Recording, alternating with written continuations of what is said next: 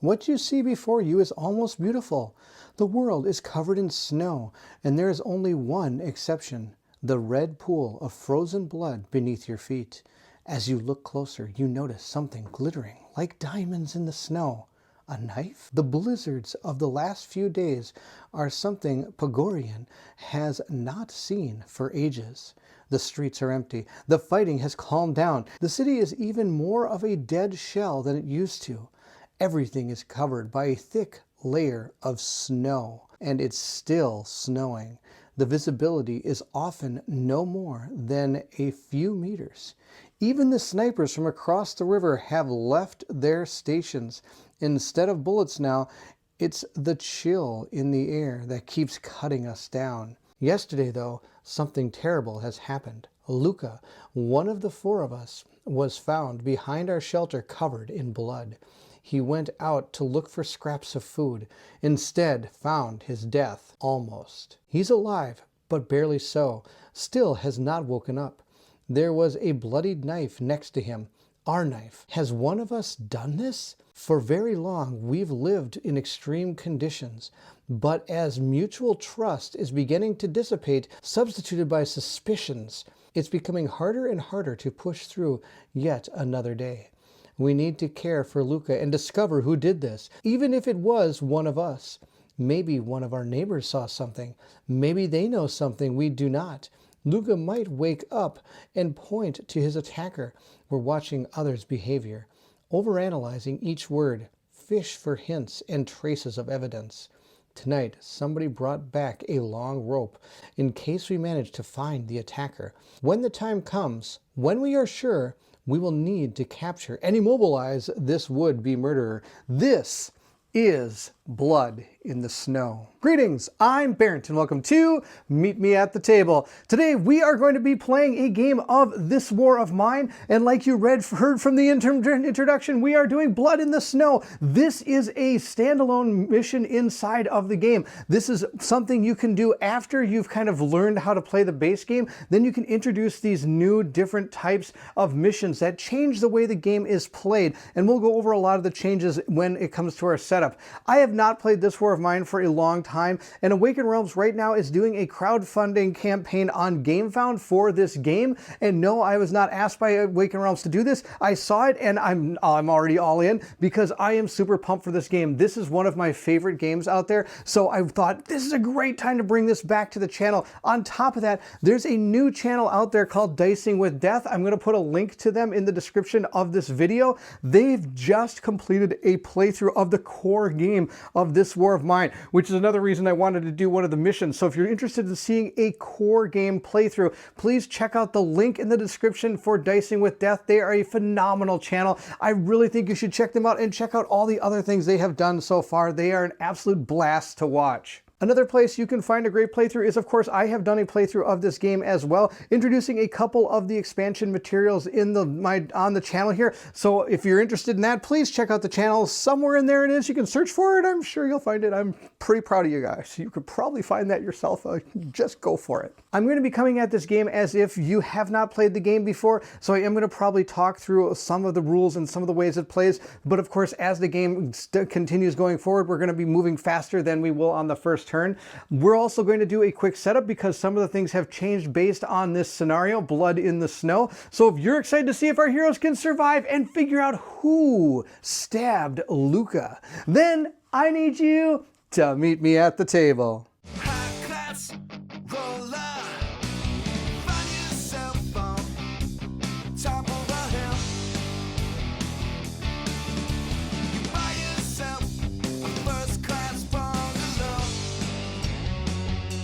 I'm going to quickly go through some of the changes here, and then we're just going to get jumping in. So first thing is we're going to draw one objective card and place it on the objective space. We have to resolve it at the very end of the game while resolving the ceasefire script that is also found at the end of the game during one of the ending events. If this objective is not met at the end of the game is a loss. Also, we're going to be removing some cards from some of the decks. We're going to be removing Starving Neighbors, Please Help Us, Doctor, and Beggars from the Visitor deck. And then we're going to be adding cards to that deck that are for this particular scenario. The Nightwade and Residence decks are going to be fully ready to go. There are not going to be any cards we add into them. They're just going to gain all their cards. With the Fittings cards, those are all going to be available to us as well. We do not have to go to the idea space to learn any of the more advanced fittings. We'll just have the ability to use them. On top of that, we do start with the simple heater. And we are also going to start with one fitting advanced or advanced fitting card as we see fit, but it does have to place them on an empty space, and the advanced should be placed next to the prerequisite basic fitting according to the description on their backs. So since we do start with a simple heater, we could start with the more advanced heater as well, being an advanced fitting card, but we can't just start with something like the super rat trap or the super water collector or something, and that's not what they're called, but that's what I'm calling them. So just be aware of that. We do start with 4 cold and harsh winter already in play. Also, when we construct the event deck, we are going to place the cards in the event space face down without looking at them. The 3 ending events are going to be there, but we're only going to draw 3 events and we're going to stack them on top. So this is technically a shorter scenario than the base game. But of course, that is also bad because we only have a certain amount of time to try to figure out who this person is. Then we're going to draw our characters. We're going to gain 2 red and 1 black bordered card, and they're all going to start with 2 misery. We're going to take our suspicion tokens, which are these tokens here. We're going to place them on the 0 space of all of our characters, and these are going to go up and down. And we're going to place them on the 3 characters, and like it says here, there's also a 4th one, which is going to be used for the neighbors. We're going to be entering into the game with starting stuff. And if you notice, there's some next players. This in the game, the way the game works is this is a cooperative game, but you're going to be passing who has, I guess you could say, the final say in in some decision making is going to be up to whoever is holding the book. But since I'm playing solo, none of these next players are going to matter at all. The starting stuff we have is 2 water, 10 food, 10 components, a knife, and then we can pick any other tokens worth up to 20 points or less. So we do start with a good supply of things in the supply ready to go. There is a special card, and that is called the Wounded Luca card, which is found right here. We're going to place on this a condition token under heavily wounded. So the condition token is right here. We're going to place that on the heavily wounded part. And then we're also going to place the Dawn Phase card on top of the Fate deck. The Dawn Phase card states resolve this card at the beginning of each dawn phase. If the condition token is at the heavily wounded level, roll a black die. On an 8 to 10, I will get to read the script too. Otherwise, if Luca has been given bandages, remove the condition token by 1 and discard it. If the wounded Luca was not given a bandage, then move the condition down by 1. Roll the black die on the suspicion chart, and I'll show you the suspicion chart in just a second. So this is a card specific for this scenario, and once you're done playing scenarios, do make sure you remove all the cards that it told you to use for this back into like an expansion set of in the area in your box, because these aren't going to be used in a normal game. We'll place that on top of the Fate deck, and we want to make sure we keep this character wounded, because as you can see here, when it gets to dead, we're going to go to script 1. I'm going to guess that's a bad thing. So we're going to place this card over to the side over here. Then on top of that, we also are shuffling the 4 additional visitor cards into the deck. That has already been done. And then we have special scenario tokens. We've got the zip tie token, which is right here. This token cannot be stolen or lost in any way until the end of the game. The value of this token is 0, so you can't do anything with that except keep it with you. We also have a blizzard token. It is right here, and we're going to place that on the 3 space of the blizzard track, and I'll show you that in just a moment. For this specific scenario, these are the things you're going to look for and pull out and add to your game. We have the Dawn Phase card, the Luca card. Here are the 4 visitor cards, and those are the different tokens. And it does say here the same thing I said earlier. Remember, once you're finished, to put those back aside and remove them from your core game. Flipping the board over to the other side gives us our basically our player board, I guess you could say, for this scenario. We're going to be placing our starting characters 1, 2, and 3 here. We're also going to be placing all our suspicion tokens on this as well. They all start at 0, and it could be the neighbor. The neighbor could be the one right here. We're going to place our blizzard token on number 3. We're still going to have this. I'll put this to the side. There are many different things on here. The first thing we have to do, of course, is grab our starting characters. So we're going to pick up all of our characters character cards. We're going to give them a good old truffle shuffle here. Truffle shuffle. And then we're going to draw them out. Now, instead I get 2 red and 1 black character. Here's one of our red characters. We'll place him there. We've got another red character there. Then we're going to keep drawing until we got a black character. All right, and we'll put all the other characters back over here. And those are the 3 characters we have. With them placed out here, we're also going to grab their miniatures for them. Now, I apologize, I don't have them all painted up here, but this Marco is right here. He does have an ability that says break in. Marco may use a hatchet to open locked doors as if it was using a lockpick. We do have different spirit for both of our characters. A says if a character in the group is hungry, level 3, raise Marco's misery by 1. And if Marco is ill, I'm going to lower his illness by 1, which is good. He can fight off illness, is pretty good. Then we have Katya. Katya is actually painted up. One of my characters that is painted up. So I got her painted up just like this. We have some like snow all over the ground here. And so that's kind of cool. We'll put that there. She has the ability to bargain. When trading with Katya, trade commission is lowered to 0. So she's going to help with any trades. She does have some habits. Discard coffee from the storage to raise her misery by 1. If there's a guitar in the storage, I can lower one chosen character's misery by 1. And if Katya is wounded, level 2 or 3, raise her misery. The final one is Boris. He's a warehouse worker, and I have his miniature also painted up here as well. I painted these a long time ago. So again, he's got some snow on the ground there and a little bit of tuff of something right there. Maybe some moss or something. He's right there. He's got no abilities, but he does say if Boris is fatigued, level 2 or 3, his misery goes up. He likes cigarettes, so he needs a cigarette, or his misery goes up by 1. And if Boris is wounded, lower his wounds by 1. Now, of course, you're not going to be doing these all in the turn. It's all going to be based on what card you draw, which one of these you're going to be dealing with.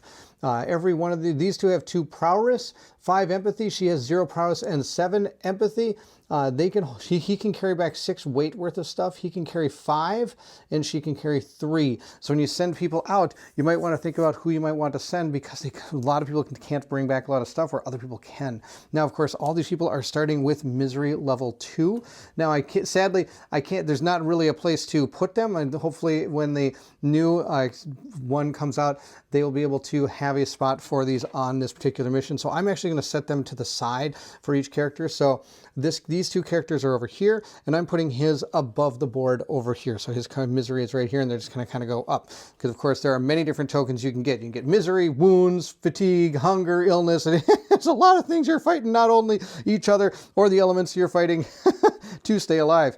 All right, so let's check out the rest of what we have going on here so that we fully understand the scenario, and then we're going to start playing. Our scenario objective is a minimum of 1 character from the starting party must survive until the end of the ceasefire with hunger, misery, wounds, and illness level 2 or less.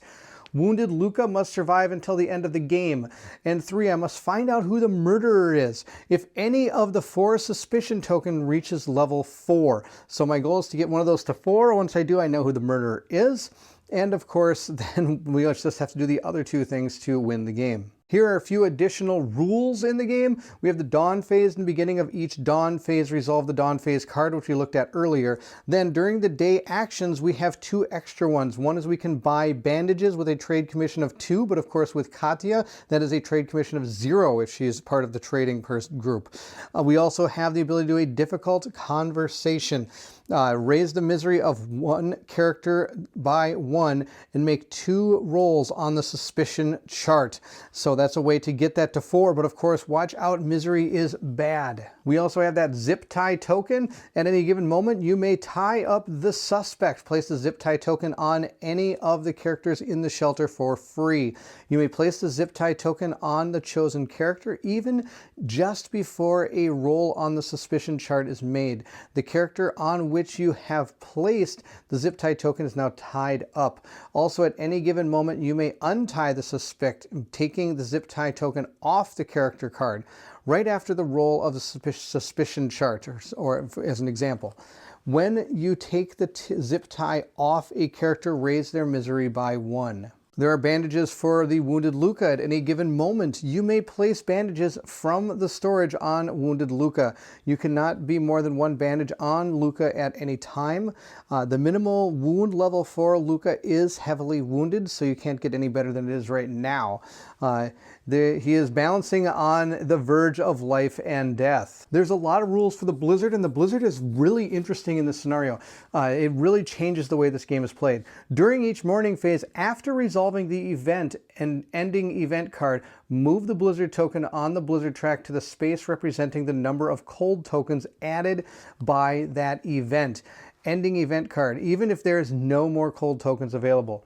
If a permanent event or blank token adds to this number, you should appropriately adjust the Blizzard level. Right now, the Blizzard level is 3. That is our normal number we have. This day, during the scavenging phase, add to the unknown space a number of exploration cards equal to the Blizzard's level. The maximum level is 8, the minimum level is 3. Additionally, during this day, before any Resident or Night Raid cards are drawn, also before the sniper hit roll is made during the outside action, or on the advanced side of the board, roll the black die first. If the result is equal to or lower than the Blizzard level, do not draw a card and ignore the sniper hit roll. This is supposed to represent the Blizzard being hard to see things. Now, I am a little concerned as how this works. It just says this day.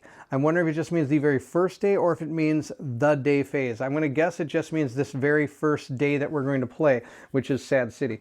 It'd be nice to have it all the time. But when it comes to the scavenging pile, the scavenging phase, add to the unknown space the number of exploration cards equal to the Blizzard level. So I think that only happens the first time. If I'm wrong about that, please let me know in the comment section below. I'm hoping I'm doing this right, but there could be some mistakes going forward. And of course, if there are, please make sure to read the pinned comments. The pinned comment is usually where I put any errors that I have made that people have found post launch of the video. Now, if we are able to succeed in this, I get to open marked envelope A, and I get to add the items to the game permanently. Now, here's the suspicion chart. This is where we're going to find out who could possibly be the murderer. We're going to roll a die, and it's either going to be A, B, C, the neighbors, or we can raise the suspicion level of 1 column. It's my choice. And if any of the suspicion tokens reaches level 4, see Blood in the Snow script 3. So I'm going to guess that this is going to probably have to do with we do not have the person tied up at the time of and when it reaches suspicion level 3, or 4, sorry, something may happen. Now, it does say even if given starting character is dead, their suspicion track is still resolved until the end of the game. It may turn out that the dead character was the murderer. To mark the character as dead, take their card off the suspicion chart and place their miniature there instead. Now, of course, if we are able to complete the scenario, but do not complete objective 3, which is figuring out who the murderer is, we're going to read script 9. Now, I think that is all the things we have to do. The only things that I have not set up yet is I do have to figure out what the 3 events are that are going to be on top of the ending events. So we're going to shuffle up the events pile, and we're going to put 3 on top of the ending events, and we have to grab a chapter objective card and give them a truffle shuffle, and we're going to draw one of these. Our chapter objective that we have to complete is taking care of ourselves. At the end of the chapter, each character's misery must be lower than 2. Oh, you've got to be kidding. This is going to be super hard to do because, remember, I get misery by trying to figure out who it is that it's the bad guy that did the murdering. So, oh my gosh, that's terrible. On top of that, we do have a simple heater, and we get to pick one other thing to build, and I am just going to build the efficient heater as well, and I have to place it next to its counterpart. What this does is I can spend a wood or a book to be able to remove 1 cold token, which I think will help a lot. Here's our starting stuff. I also get to pick 20 points of things to have. So I'm actually going to grab a guitar for 10. Then I'm going to grab 2 books, bringing it to 12. I'm then going to grab a coffee, 13, 14, 15 for the mechanical part, and then 5 more for a vegetable, and hope this is enough to get us through the first day.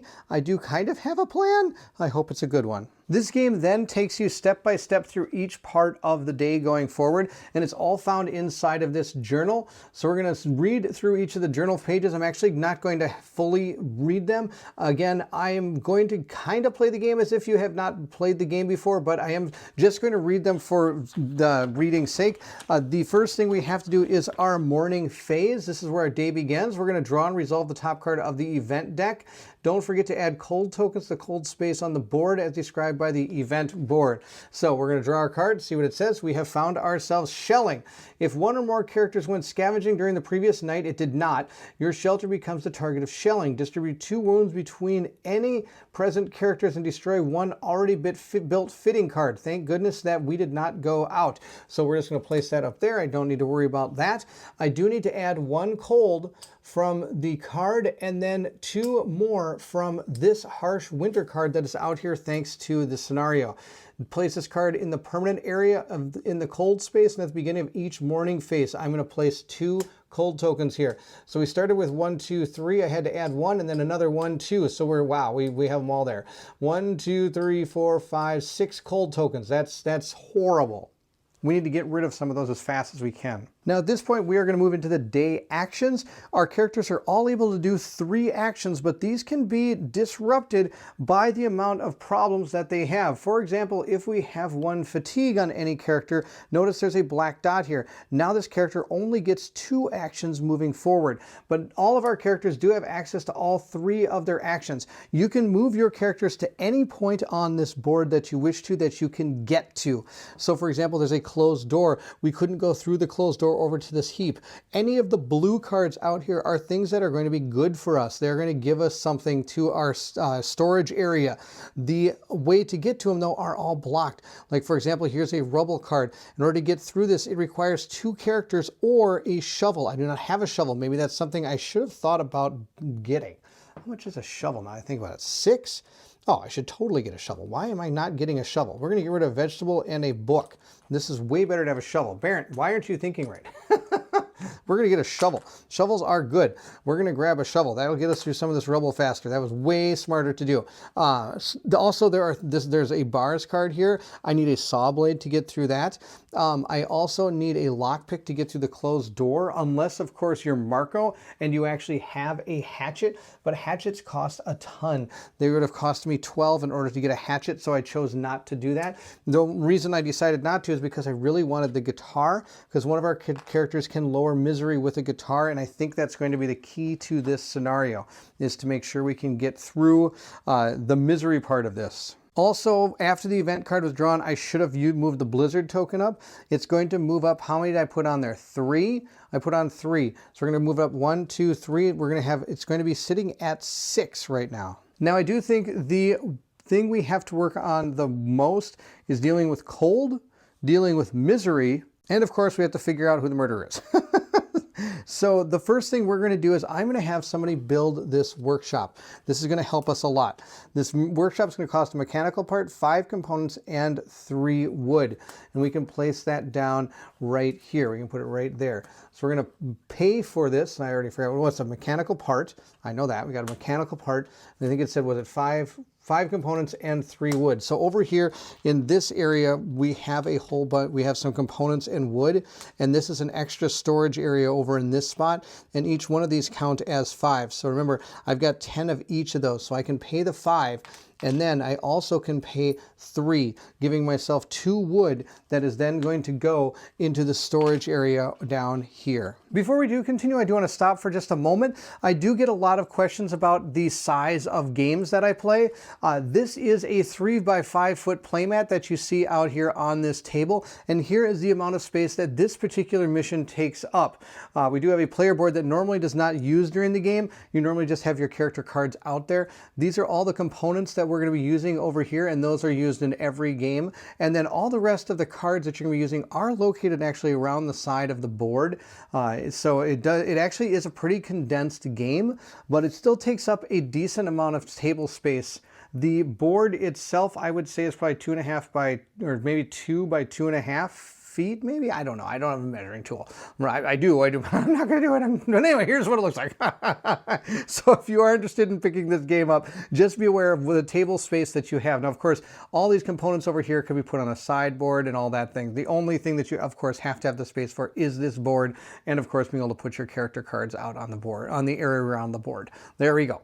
So let's get back to the game. We're going to say that Katya is the one that built that, so she has done one of her actions. I'm just going to move her over to the guard space. That means that, to me, that means that she has done something. These two still have to do something, and we're going to have Boris go to the workshop, and we're going to have our Marco go to the heap. So he is going to first make a board up. The way this works is I'm going to give 1 component and 4 wood to place a board up token on one of the holes in the shelter spaces. Board ups lower the damage wounds during the night raids. See journal the night raid phase. Also, what they are going to do is help us prevent cold from getting in. So it's going to cost me 1 component. So I'm going to go down to 4 components. I'm going to place this one here and put 3 more into our storage. Then I'm going to take this 5-pointer wood thing and just put it into the storage because that's going to be 4 woods. I'm then going to take one of our board ups and I'm going to place it on one of the holes in our place. So that is now boarded up. There are 3 holes out here. There's one here, there's one here, and there's one here. So we've gotten one of them taken care of. Meanwhile, Marco is going to check the heap and see what he has found. He has found himself a lockpick, 2 more components, and 5 more wood. I can add these to the storage, and I'm going to remove this card from the game. That's absolutely awesome. So I'm going to place another one of these into our storage over here. We now have 5 of those. I do get 2 components and I get a lockpick. That's fantastic. Now I can get almost anywhere in this house. And we'll put those down there. That's our first action for everyone. For our second action, we're gonna put our guys back here on the floor. Our second action, I am going to again have Katya. She's now going to make another board up. I'm going to spend a component and 4 wood. I'm going to put this wood into here to represent 4. I'm going to spend 1 component to put a board up over one of these holes. We'll put it over that one right there. The next person to go is going to be Marco. He's also going to place a board up. So that's going to be all of our wood. We're going to place, no, actually, I'm not going to do that. We're going to save him. He's going to go to the heater. No, I know what he's going to do. He's going to go to the heap again. He's going to go to the heap. This could be huge. He's going to go over here and hopefully find more wood. Oh, I only found 2 wood. That's too bad. I was hoping for a lot more. We found a weapon part, a sugar, 5 components, and 2 wood. So again, I'll take our 2 wood, place it down here. We do get 5 components, so I'll take a component piece and put it into the storage over there. We get a sugar, and we also get a weapon part. So we'll put the weapon parts. Now the weapon parts aren't going to help us unless we get something that can help us make weapons. I don't think I've really, and all the times I've played this, I rarely do that. I can't even think of one I've done to do that. Then with Boris now, we are going to make the last board up because now I do have enough wood to do this. So we're going to put this board up over our hole right here. It's going to cost us 1, 2, 3, 4 wood and 1 component to make a board up. There we go. That is all built. That was our second action. Place all our characters back here. Now we have an issue. In order for us to, I have no food and 2 water, so I don't have enough to feed and help everybody with water. So we need to try to find a way to get that. I don't think it's going to happen. I think that will be okay. I'm actually going to spend all 3 people to go to this place here. No, I lied. I'm going to spend 2. 2 people are going to go there, spend 2 wood to get rid of 2 cold tokens from the cold space. Then I have 1 more person. I'm going to have Marco go to the rubble, and he is going to use his shovel to dig through the rubble, which then I'm going to return. I'm going to flip the card over, and now we have rubble remnants. So we're going to have to dig through there again. That's the end of our day phase. I hope I did well. We'll find out going forward. At this point, we go to the dusk phase. So the sun has disappeared beneath the horizon. Shadow of darkness now rule over the city. It's a bit safer to go out at this time, but first we must regain some strength. I'm going to have to drink water. Everybody has to drink water and then eat food. If I do not eat food, I raise my hunger by 1. And I am going to have 2 people drink water. I'm going to have the 2 people that drink. It's going to be, I'm going to let it be Boris and Katya. Marco looks like he's pretty good. He can handle those. I do have to roll a die, though, to see what happens to him. On a 1 through 5, which is what I got, I'm going to raise his hunger by 1, which is sad news. So he's going to have 1 hunger, which I'll put right here. All right, that's the drinking. Now, the eating. Since I chose not to give myself any food from the original thing, everybody's hunger is going to go up by 1. So we're going to have Katya and Boris 1 hunger each. Then Marco's is going to go to 2. And I believe that's going to hamper his amount of actions he can do next round. He now can only do 2. That is the end of the dusk phase. We'll now move into the evening phase. Before nightfall, we must decide who will stay in the shelter and regain strength or guard the door, and who will venture into the ruined city. We can only hope to scavenge some food, meds, and other necessary materials. Assign each character one of the following 4 available tasks. I will tell you right now, one is guard duty. If you do not put somebody on guard duty, you lose the game. So I'm just telling you that right now. Don't do that. Sadly, I've learned the hard way. I could sleep in a bed. I do not have that. I could sleep on the floor. I get to lower my fatigue by 2. Nobody has fatigue. Guard duty. I can put a person on guard duty and give them 1 fatigue. We are going to put Marco on guard duty. He is going to grab 1 fatigue. I'm just going to slide it right here. I'm just going to start making piles for him because everybody else is also going to grab some fatigue as well. Because the other thing we can do is go scavenging. Up to 3 characters on the finding pile space and send them to the ruined city during the scavenging phase. The higher the inventory and prowess of a character, the better they'll perform during the scavenging phase. Now her prowess is not very high. Actually, yeah, I think you're right. I'm going to leave her here. This could be bad, but I'm going to leave her here. She's going to be the one that guards the door, which I don't know if that's a good idea, but we'll see. We're going to give him 1 fatigue, and we're also going to give Boris 1 fatigue as well. These are the 2 that are going out scavenging. They're going to go scavenge. That'll be awesome. Now, I want to make sure I know I could have done the roll the suspicion chart stuff, but I didn't. I decided to hold off on that this turn. So I've chose Katya to be our guard, and then we're going to send these 2 out into the area to look for things. We're going to take our location deck and shuffle it up. I should have put locations out. I forgot to do that. So we're going to shuffle these up here and draw 3 locations. And the locations we are going to be able to go to are going to get unknown exploration cards based on how close they are to where we are. We have a garage, if I can read, a quiet house, and then we also have a shelled school. Now we have to look at these to decide kind of where to go, because what you're going to be is a lot of them are going to have special findings. So this has mechanical, electrical, weapon blades, saw blades, things like that, weapon parts, where the quiet house is going to have the ability to give us books, chems, herbal meds, vegetables, meds, and canned food. And the shelled school has a chance at getting us some shell, chemicals, electrical parts, and bandages. Oh, we like bandages. Bandages are good. But I think we're going to go to the quiet house. That's going to be our place to go. So we're going to be able to get 12 of these in order unknown exploration cards to put into the unknown area. Now, when we do go out, I also get to choose things to bring with me. I'm going to bring a lockpick, mainly because there is a closed door here, which if we do draw it out of the exploration deck, I am going to need the lockpick in order to get through it. And I'm going to bring a weapon part and sugar. These both weigh 1, but that's okay. We're going to bring them with us because if we do find people, we might be able to trade some of those goods with them. We're going to grab 12 of these cards. 1, 2, 3, 4, 5, 6, 7, 8, 9, 10, 11, 12. We'll put them here. Let's give them a truffle shuffle first. Let's shuffle these all up here so we got them good and shuffled up here. Then we'll draw 12. 1, 2, 3, 4, 5, 6, 7, 8, 9, 10, 11, 12. There we go. We got 12 cards. Now, it did say today I'm also able to grab 6. 1, 2, 3, 4, 5, 6 more exploration cards because our blizzard is on track 6. Unless something states otherwise, we'll set our noise level to 1. And at this point, we are going to start beginning to explore this area. We're going to draw an exploration card and see what it says and do what it says here. It says, you may ignore this card or return 2 exploration cards to save it and use it anytime during a scavenging phase. After rolling the noise, you may discard this card to ignore an encounter. Or I can perform a backstab. I do not have a backstab. I do not bring my knife with me. I never even thought about that. I had a knife. I could have brought that with me. But I think we're going to give the knife to her. That's fine. We'll deal with that when it comes to the holding off the bad guys coming in.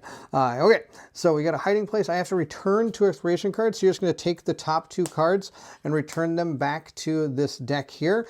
And I get to then keep this in the exploration slot. And we're going to continue. Now remember, I could stop at any time if I want to. But I don't have any reason to. I need to find things. Reality impact. Something unexpected happened. Draw a card from the colors deck to determine the color of the script. Then check the number of that color on the exploration chart on this location card. Okay. Find the number in the book of scripts. Resolve the corresponding text. Afterward, place this card under the current location card. When the location card is removed from the game, shuffle the reality impact card back into the exploration deck. So we'll place this underneath our card here, the Quiet House. Then we're going to take our colors deck, and the colors deck is composed of different colors: red, black, gray, blue, and green. One of the colors has a tendency to be more of a PG-13 R-rated concept, but I do keep that in there, so just be aware that if that color does come up, it could be kind of a brutal something we have to think about and do. It could be pretty brutal, which is one thing I really like about this game, is that this game really plays on your heartstrings quite a bit. You have to decide if morally, is that something I would do, or do I not do it and probably be able to get through it better? It's tough. Okay, so we got blue. Let's shuffle this card back in the colors deck. So we're going to take it and shuffle this card back in. There we go. Our colors deck is shuffled again, but we are going to go to blue on this location deck. So we're going to read 563 in the book of scripts. In the book of scripts, there are 1,000 different things that you can read. But our particular passage is 563. This room used to be the couple's pretty bedroom. Holes in the walls are covered with plastic sheeting, and photos have been pinned onto them. It's cleaner than the rest of the building, just like someone had decided to play house. The table and chairs are in the right spot, and the bed is made with a piece of folded blanket. Then we see that this apartment is not abandoned. So we're going to turn to 714. A woman sweeps the room with a makeshift broom, humming an old radio hit. From the photo on the wall, we could see that she was beautiful once. Today, she looks like a hag immersed in her own delusion. My Rakato sent you? 90 days in the army and he'll be back. Then we're going on vacation to Italy, she says with a smile as she sits on the bed. But slowly, the shine in her blue eyes dies, like a lonely candle on the table that's burning out. Well, say something. He must have sent you. The woman reaches out to us, but stops when she sees the look of concern on our faces. Maybe she's not totally crazy. Upon leaving, we notice rows of crossed out lines on the wall. We don't count them, but we could see straight away that 90 days passed a long time ago, and Ratko's still gone. Back to the game. Sadly, we didn't find anything, but except for an old lady that is waiting for somebody to come back from. Okay, that's too bad. We're going to flip over our next card. It says door, peek through the keyhole, return one exploration card, and then look at the next swing, or enter, raise the noise by 1, or roll for noise. I'm just going to roll for noise because my noise level is at 1. So you're going to have to roll equal to or less to have something happen. So the only way it would happen is if we rolled a 1 and I rolled a 6, so nothing happens, we are going to enter, and that's all we do with that card. We'll flip the next one over. Search the pantry. I can return 2 exploration cards, or raise the noise by 1 and roll for noise. To draw and resolve 1 card from the findings deck pantry chart, I am going to raise the noise by 1, and I'm going to roll for noise. Again, we are on a 2 or less, and we got a 6, so we are fine. I'm going to take my findings deck, and notice it's a big deck of cards here. We're going to give this a truffle shuffle. Each one of these have different things that you're going to find inside of the different parts of this area. So I'm going to search the pantry. We're going to flip this over. We have found pantry. We got moonshine, vegetables, sugar, and then we're going to roll 1 time. So we're going to put these into the findings pile up there at the top where our characters are. They're not going to go in our storage yet. We're going to roll our die on the findings, on the what do you call it, the findings table here, the special table. We got a 1. That means found nothing. That was horrible. That was actually the terrible, terrible pantry. All right, we're going to take this, shuffle this back into our findings deck here, and maybe it'll come up again. I hope not, because that was actually a pretty bad one. I'd like to find more food. I think I saw something. Return as many exploration cards as you wish and roll the black die. Add the number of returned exploration cards to the result. On a result of 1 to 5, draw and resolve a resident card. I'm going to return 2 cards. That'll be good. Let's return 1, 2. Now we roll our die and see what we get. I got a 5. Plus 2 is 7, so nothing happens. Glad I returned at least 1 card, otherwise bad things could have happened. We have climb up, look for another way, or climb. Roll the gray combat die for each scavenging character. Characters may use their prowess to reroll the results to determine how many wounds they suffer during the climb. All right, we're going to do that. We are going to climb. Oops, I've been putting these in the wrong spot. They should be putting over here. This is the discard pile. This is where we could use stuff. All right, so we got our gray die. So our guys both have 2 prowess, so we're going to roll for Marco first. Marco has taken 2 wounds. I don't think so. Mark has taken 1 wound. This is horrible.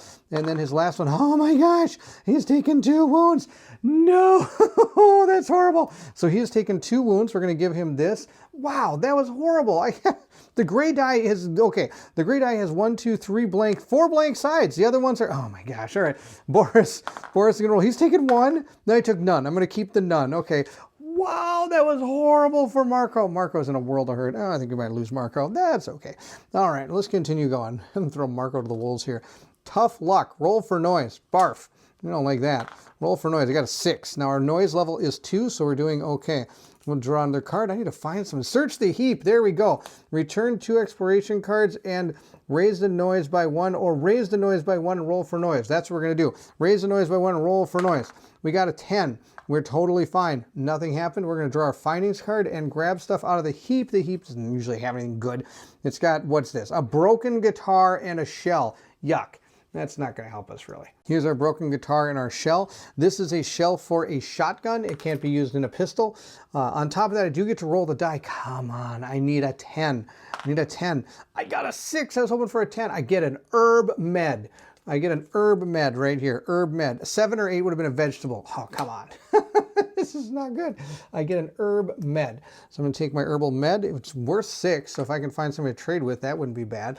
We're going to shuffle this back into our findings deck here, just like this. Oh my gosh, this has been a brutal exploration. All right, let's continue going. We have found ourselves rubble. Dig through the rubble, return 1 exploration card and raise the noise and roll for noise. After digging through, I get to add 4 exploration. But before we do that, we have to check to see if the location has rubble. This does not. It only has a basement entrance and a closed door. So this card does not happen. If there is no rubble, discard this card and draw a new card from the exploration deck. So we're just going to draw another one. Let's see what we have found. Someone's here. Raise the noise by 3. Barf. All right, we got to move this over here too.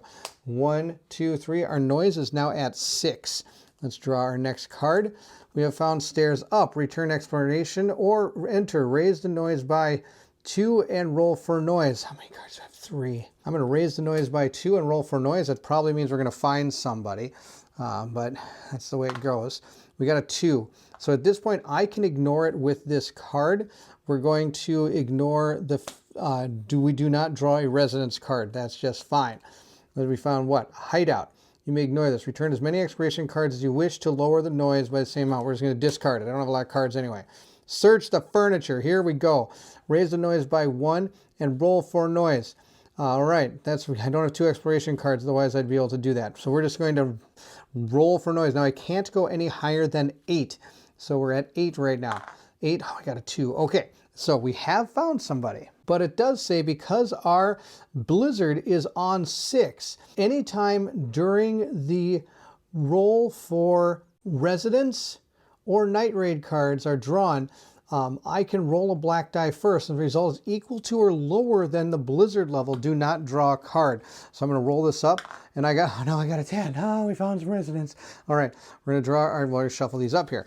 I don't think I shuffled these. Let's shuffle these up. We're going to shuffle every deck at least once here. Shuffle these up. There you go. These residents are all set to go. We'll draw the top resident card. I'm also going to shuffle up our night raid card too, since we're at it, and we're right here. Let's shuffle the night raid cards. There we go. They're nice and shuffled. Our residents, please be nice people. We have found homeless. All right. A wreck of human beings begs for some food. If you give him a by discarding from the findings pile green or yellow tokens with a total value of 5 or more, roll the black die and compare the results to the empathy of each character present. Results equal to or less than the empathy, I can lower my misery by 1. If you do not give him the tokens and you have them in the findings pile, roll the black die and compare. Okay, so we have to give him green or red or yellow equal to 5 or more. We're going to give him some herbal meds because it is a yellow token that is a value of 5 or more. We're going to give him that. So we're going to remove that. We're going to roll on our empathy. Both of them have 5 empathy. We'll start with Boris. Boris got a 5. If the value of 5 or more, okay, if it says here, if equal to or less, so it is equal to or less, so he gets to lower his misery to 1. Boris is at 1 misery. Now, come on, Marco, let's do this. Oh, he got a 7. He did not get to lower his misery. Poor guy. All right, so then we are also going to remove this card from the game. That card is removed from the game, but we now get to search the furniture. Let's see what we found in the furniture. Something good in the furniture. What did we find? We found raw food. That's good. We'll take raw food and a weapon part. And we roll the die. Come on, 10. 2. I got a 2. Nothing. There's nothing in this house. That old lady ate everything. Or maybe not even old lady, but the lady ate everything. She ate everything except for the raw food that apparently is in that she forgot she put in the furniture. All right, we can put those into our findings pile. That's awesome. We can put this back with our findings cards here. We'll give these a shuffle again and shuffle it up. There we go, just like that. Okay, that's ready. Their furniture has been searched. Let's check the last one out here. Open space. There is not an open space. If there is no open space, discard this card and draw a new card from the exploration deck. There is not a new one to draw. We have searched everything in the quiet house. I don't think I'm ever coming back here again. Okay, now our Kais can limp back home. Now, once we have finished our exploration, we are now going to choose the findings we wish to do. Anything with a weight symbol is going to cost 1 weight. Our characters can hold a total of 11. So let's see what we got. 1, 2, 3, 4, 5, 6, 7. 7 things that weigh something. And then we can also bring back any wood components or water, and those each weigh something as well. Let's see if any of this is even worth bringing back.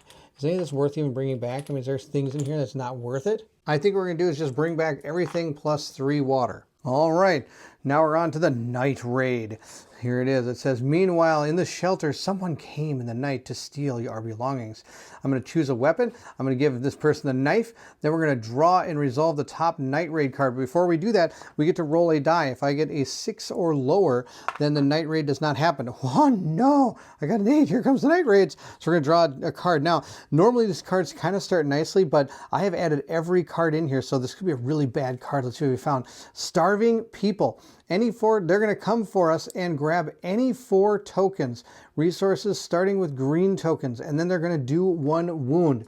So at this point now, I get to use my weapon. I have a knife, and I get to roll a yellow die to see if I can stop some of this. I got abso-smurfly nothing, sadly. If I would have rolled a number, or a symbol, I guess you could say, on these, I could have prevented some of this. I can re-roll that if I had prowess, but Katya does not have prowess, and apparently Marco doesn't either because he took 2 wounds. So I am going to have to lose 5. I'm going to take 1 wound and 4 tokens from the resources starting with green. Now I can stop this equal to the number of symbols on this die, which is 0. That's awesome. And board ups. So I do have 3 board ups. So I can prevent 1 wound, meaning I'm going to lose 2 things. And I have to start with green. So I'm going to take the resources starting with green. So I'm going to take the green resource, and I'll lose a book. You can take a book.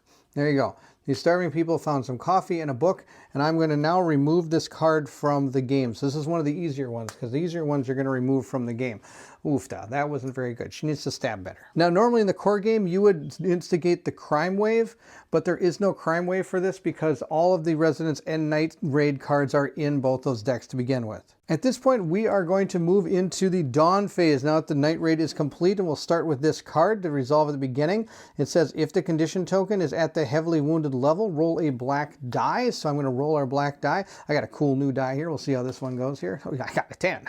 That's pretty awesome, I hope. Let's see what it says here. On a result of 8 to 10, see Blood in the Snow script 2. All right, so I got to find that. There's a special sheet of scripts for some of the expansion stuff, and this is one of them. It says here, Luca wakes up. We hear a faint whisper and moans of pain. These are coming from the improvised bed, where our friend lies under a bloodied blanket. Has he regained consciousness? As we gather around, we can only hear broken up words. Luca is semi-conscious. For a moment, though, he seems to recognize us. He grabs at the air around him as we can barely understand his words. A moment later, he is out of it again. Choose 1 column on the suspicion chart and advance the marker by 1.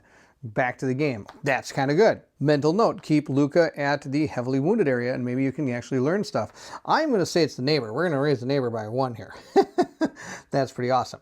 All right, that's the beginning of the dawn phase. The next thing we're going to do is bring our scavenging party back, assign meds, and then we're going to draw, and bandages, and draw a fate card. All right, so we are going to bring back our people. I've got 3 water here, which is pretty awesome. And then we got all of this stuff that maybe we can trade for, I don't know, maybe bandages and food, because I've only got 2 food and my guys are already hungry. Welcome to this war of mine. All right, we'll put these guys back on sleep on the floor. That's awesome. We'll give our knife back down here. So we got lots of stuff in our storage. That's fantastic. But we don't have any wood and we don't have any food, much food. We only have 2 things of food. I need more than that. Okay, now let's see here. We have to give meds and bandages to people. We have to sign them now. I don't have any meds and I don't have any bandages, so I don't have any of that to sign. So at this point, we're going to draw a fate card. But before we do, I want to check the dawn phase card real quick. If Wounded Luca was given bandages, she was not. If Wounded Luca was not given bandages, move the condition token 1. Then roll the black die on the suspicion chart. All right, so we're going to move this down to the critical condition. So we have to find bandages by the next time or we're in big trouble. Now we'll roll on the suspicion chart. We got a 4. Raise suspicion for character B. Character B goes up by 1. Marco? Marco's almost dead. Maybe it's him. That's fantastic. If he dies and it's him, that's not going to be the end of the world. Next, we draw a fate card. I'm going to shuffle these up a little bit here and see what we got for our fate card here. There we go. Our fate card, we'll draw it and see what we have found. We have found this one. It says, raise the wounds of all wounded, unbandaged characters by 1. Oh, poor Marco. We're going to lower the illness of all characters who took meds by 1. That's not going to matter. Discard meds. Now, if cold tokens minus board ups is 4 or more, raise the illness of all characters by 1. The cold right now is 1, 2, 3, 4, and I've got 3 board ups, so 3 are going to be gone, so I have 1 cold left, so that isn't going to play an effect. We're not going to be ill. That's half the battle. We're keeping illness at bay, so that's good. Exchange the nearest small location. If there is none, exchange the nearest medium location. We're going to resolve weight tokens, which we do not have, and we're going to resolve spirit A on all characters. Let's go ahead and do this. This could be really bad. The first thing we have is super nimble Marco here is now going to go to 3 wounds, which means he is not able to do any actions at all. That is fantastic. That's bad. It's really bad. Okay. Then we're going to not have to worry about the cold, so we're going to remove our small location. So it's the House of Crazy is going to be removed from the game. We're going to grab our next location, but first we're going to move this one down. We'll draw our next location. I'm going to add this back into the exploration deck because we removed that location. We now have a city hospital, which can be really good because it's got bandages and everything here. That would be a great place to go. Return 4 exploration cards to heal. Return 6 exploration cards to trade. Oh boy. Yeah, I might go there. I could heal Marco. Marco could maybe heal. That'd be good. Then we have to resolve Spirit A on all of our characters. We'll start here. Boris is fatigued, level 2 or 3. He is not. Character in the group's hunger is 3, and it is not. Discard a coffee from the storage. Well, the evil people came and stole my coffee. So her misery goes up by 1, which means her misery is 3. That's horrible. Oh, yuck. I do not want 3 miseries. Now she is down to having only 2 actions. Oh my gosh, I instantly lost all their actions. This guy's worthless. He has no actions at all. The final thing we have to do in the Dawn phase, which is about the only good thing in this game, is we get to draw 2 narrative actions, and we get to keep one of these. These are usually pretty good. I think every one of these is good. There's not a bad thing here. So we're going to grab 2 narrative action cards and see which one of these we want to keep. We have Handy Man. Play at any time, automatically exchange a broken item for its fully functional equivalent without using resources or tokens. The only thing we have that's broken in here is nothing. We have nothing that's broken. The last one is Kick the Door Down. Play during the day action phase or during a scavenge phase. You automatically open a closed door. That might be the way to go. I think we're going to keep the Kicked the Door Down. This is probably a good card to have in the long run, but I don't have anything broken right now. So we're going to keep Kick the Door Down. There we have it. That's the end of the first day. On a scale of 1 to horrible, I would say that was horror. Oh my gosh, this guy's pretty much out of commission with 3 wounds. He looks a lot more capable. He's a firefighter, and he couldn't climb up. All right, well, that's just hilarious. Son, you can't make that up. All right, we're going to go into the next round. Boris is going to kind of lead the charge here. He's the only one that's kind of doing well. Everybody else has a lot of problems. We'll start with our next morning. We'll draw an event card and see what has befallen our people. Let's see what it says here. Reality impact. Add 1 to the cold space. We're going to add 1 to the cold space and then 2 more. So that's a total of 3 that we would normally add to the cold space. Draw a card from the colors deck, then reveal the top card of the event deck. Check the number of the color on it. Afterwards, shuffle the event card into the appropriate chapter of events. Find the number in the blood book of scripts, resolve the corresponding text. After resolve this, remove it from the game. Okay, interestingly enough, there's only 1 event left, so I'm going to know what event is coming next, which actually is kind of nice. I'm going to shuffle up my colors cards here. Oh, I think we already did that. We already shuffled them up. We're going to draw. We got red. Shuffle this card in. Note, red reality impact scripts often depict drastic scenes, so this is the one that could be a little intense. Let's see what event we have. I'm going to do is I'm going to cover this all up. We have number 60, so I don't know what it is. Now, sadly, I can know what it is if I want to, because according to that card I could, but I don't have anything to shuffle it in there. So 1, 2, 3, 4, 5, 6, 6. Oh yeah. Okay. No, was it 60? I think it was 60. Let's check again. 60. I'm going to go to number 60 in the book of scripts. A small ginger kitten passed along our street, brushing up against objects along the way and purring loudly. It's strange that it had managed to stay alive. During times of hunger, cats and dogs vanished from the city streets. Then the neighbor's son steps out onto the street. Mommy, a kitten. Can I have it, please? Our hearts stopped in our chests. A sniper is going to have a lock on him in seconds. We can either A, open the door and try to scare the kid away. Choose one character, C 1740, or none of our business. Go to 1178. Oh, you know, if I go to 1178, he's going to get shot.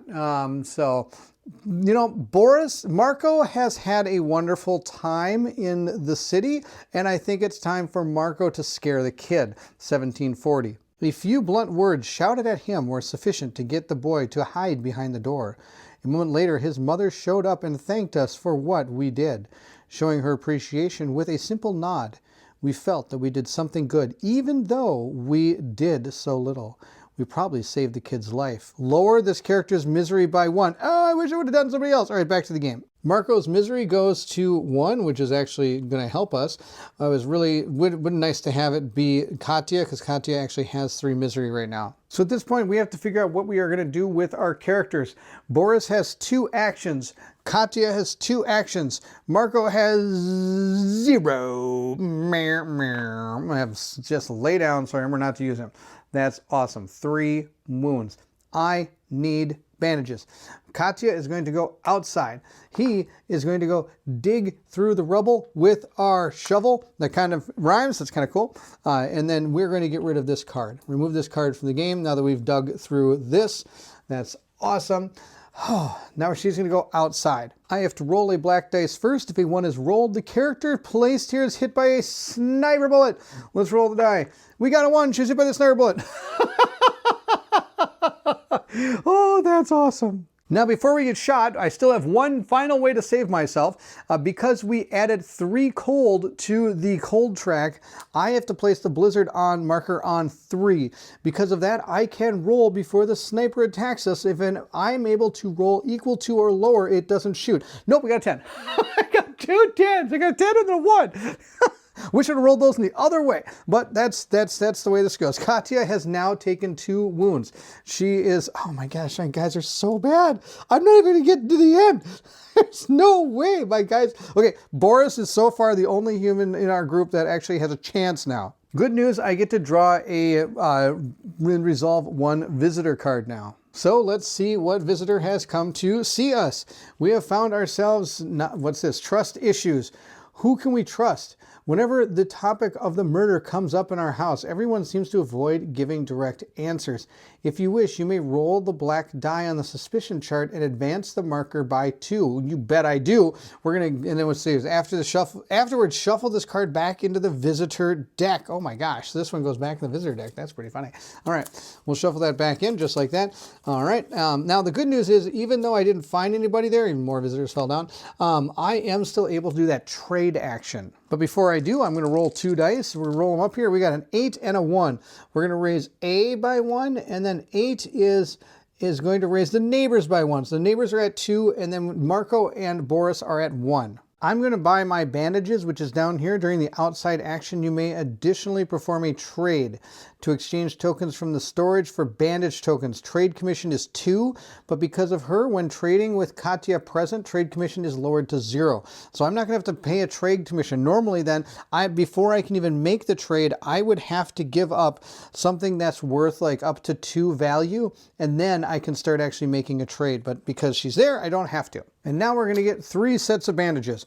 I'm going to give up my knife and sugar, which is going to actually total 8, 9, 10, 11, to give myself 1 bandage. Then I've got a shovel, which I'm giving up, 6, 7, 8, 9 for sugar and 1 for shells. So that's going to get me another bandage. And the last one we're going to do is give up a broken guitar, which is 3, moonshine, 6, 7, 8, 9, 10. 2 weapon parts to give up those, to give ourselves some bandages. We got 3 bandages. We need them. Look, we got dead, dead, dead. But I can't give them to them yet. But when we do get to the next point, I'm going to have to distribute these bandages. Otherwise, it could get really bad. And now back to here. She's used all her actions. Because of her wounds, she is only allowed to do 1 action now, which was go outside and get shot. Go outside and get shot. So she has 1 action left because he's got 1 fatigue. And since we busted through the rubble, he's going to go search this furniture. Hopefully we can find something that lowers misery. Let's hear 2 mechanical parts, 2 electrical parts, raw food, and 1 wood. Raw food, that's really good. I'll take raw food. And we get a wood. And then we also get 2 mechanical parts and 2 electrical parts, which we can maybe use these to trade here. We'll take all that stuff and put it in our storage. Now he is also done with actions. That was not very many actions we got to do. I was hoping to buy like a bed or something, or build something, but we didn't get to do anything. I will discard this card from the game. That is now gone. At this point, everybody has to eat and drink. So I do have 3 water, 1, 2, 3. These guys are all good there for the water, so we're going to discard that. It's a good thing we all drank. I do have 2 raw food, and then I have 1 regular food. The 2 raw food will actually remove 1 hunger from us. So I'm going to have it be Boris, since Boris is on point here. He's doing fantastic. I'm going to give the other raw food to Marco. I don't think it's really going to help with getting his hunger back to 1, because even though I got his hunger to 1 and he has no, you know what? No. We're going to give it to her. She's going to get rid of all her hunger as well. And then Marco's just going to eat the vegetable. That's fine. He's not much for this world, I don't think. All right. We do need to heal these people badly. Boris is doing fantastic. Love you, Boris. You're doing great. What's fatigue 2 do? Oh no, I go down to 1 more. 1 action. That's terrible. All right. Oh, yuck. That's horrible. Now we have to go out in the evening. We have to sleep in a bed, which means I can get my fatigue back to 0, or I can sleep on the floor, lowering my fatigue to 2. I think I'm going to lower his fatigue 2, which is going to mean he's not going to go. He's not going out this time. It's just going to be Marco. No, but Marco's got 3 wounds. If he gets 1 wound, he dies. I have to send Boris. Boris is going out. She's going to sleep. She's going to sleep. That's fine. She can sleep. That's great. And he's going to stand guard with nothing to stand guard with. He's going to stand there and with himself bleeding out. He's just going to stand there and hope that nobody comes in and comes in here just like they did before. They come in here, they're coming here, and they're going to kill us. Oh boy. Okay, that's it. We're going out. Let's put our people out there. Boris, you're going out. Oh boy. He's going to stand guard and she's going to sleep on the floor. There we go. All right, we have to decide where we want to go. We can go to the garage where I can get saw blades, weapons, electrical parts, mechanical parts. Yeah. We got bandages, electrical parts, chems, and shells. Bandages, med, alcohol, herbal medicine, and chems. I think we're going to go to the shelled school just because I get more cards to do. And I'm really kind of looking for food at this point. I've got enough bandages. So we're going to grab 12 of these exploration cards. I don't get the bonus ones anymore, I don't believe. 1, 2, 3, 4, 5, 6, 7, 8, 9, 10, 11, 12. I could be wrong about that, but it just said today. So I think it's just the first day. So we're going to put these in the unknown area, and let's get to work. Oh, I get to bring stuff. That's right. We're going to bring all these mechanical and electrical parts, I think, with us too. Now I'm going to keep some back. I'm going to keep a couple back. There we go. 1 of each of those, in case we need to actually build something. I don't think we're building anything. We're barely going to make it through. Nope, I'm not bringing anything. We're just going to, there we go. There we go. Those are all coming with us. Let's start our exploration. Okay, here we go. First card, closed door. There is not a closed door in the Shelled School, so I am just going to discard this card and draw a new card from the exploration deck. The exploration deck. Oh, that's this deck up here. I screwed that up the first time going through, so I should have drawn one from here. That makes sense. Poke about. All right. This one says you may ignore this card or return an exploration card or roll for noise. Choose one findings from the special findings chart. Oh, that's fantastic. We are going to poke about. I'm going to roll for noise. I got a 5. That means I did not find anything, so I get to choose one from the special findings. I could take an electrical, chem, or a shell. I don't think there are any more bandages. No, I have all the bandages. Oh, barf. They've been really good. I guess I'll take the one that's worth the most. Electrical parts are worth 3, so we'll take those. Let's continue going. Oh, this goes in discard pile. All right. And sorry about making a mistake on that first thing. Stairs down. Look for another way, 3 exploration points, or enter. Roll, raise the noise by 3 and roll for noise. We're going to give up 3 exploration cards. 1, 2, 3. That's sad. 1, 2, 3. Let's draw the next one. We have found hideout. Return as many exploration cards you want to lower the noise. No.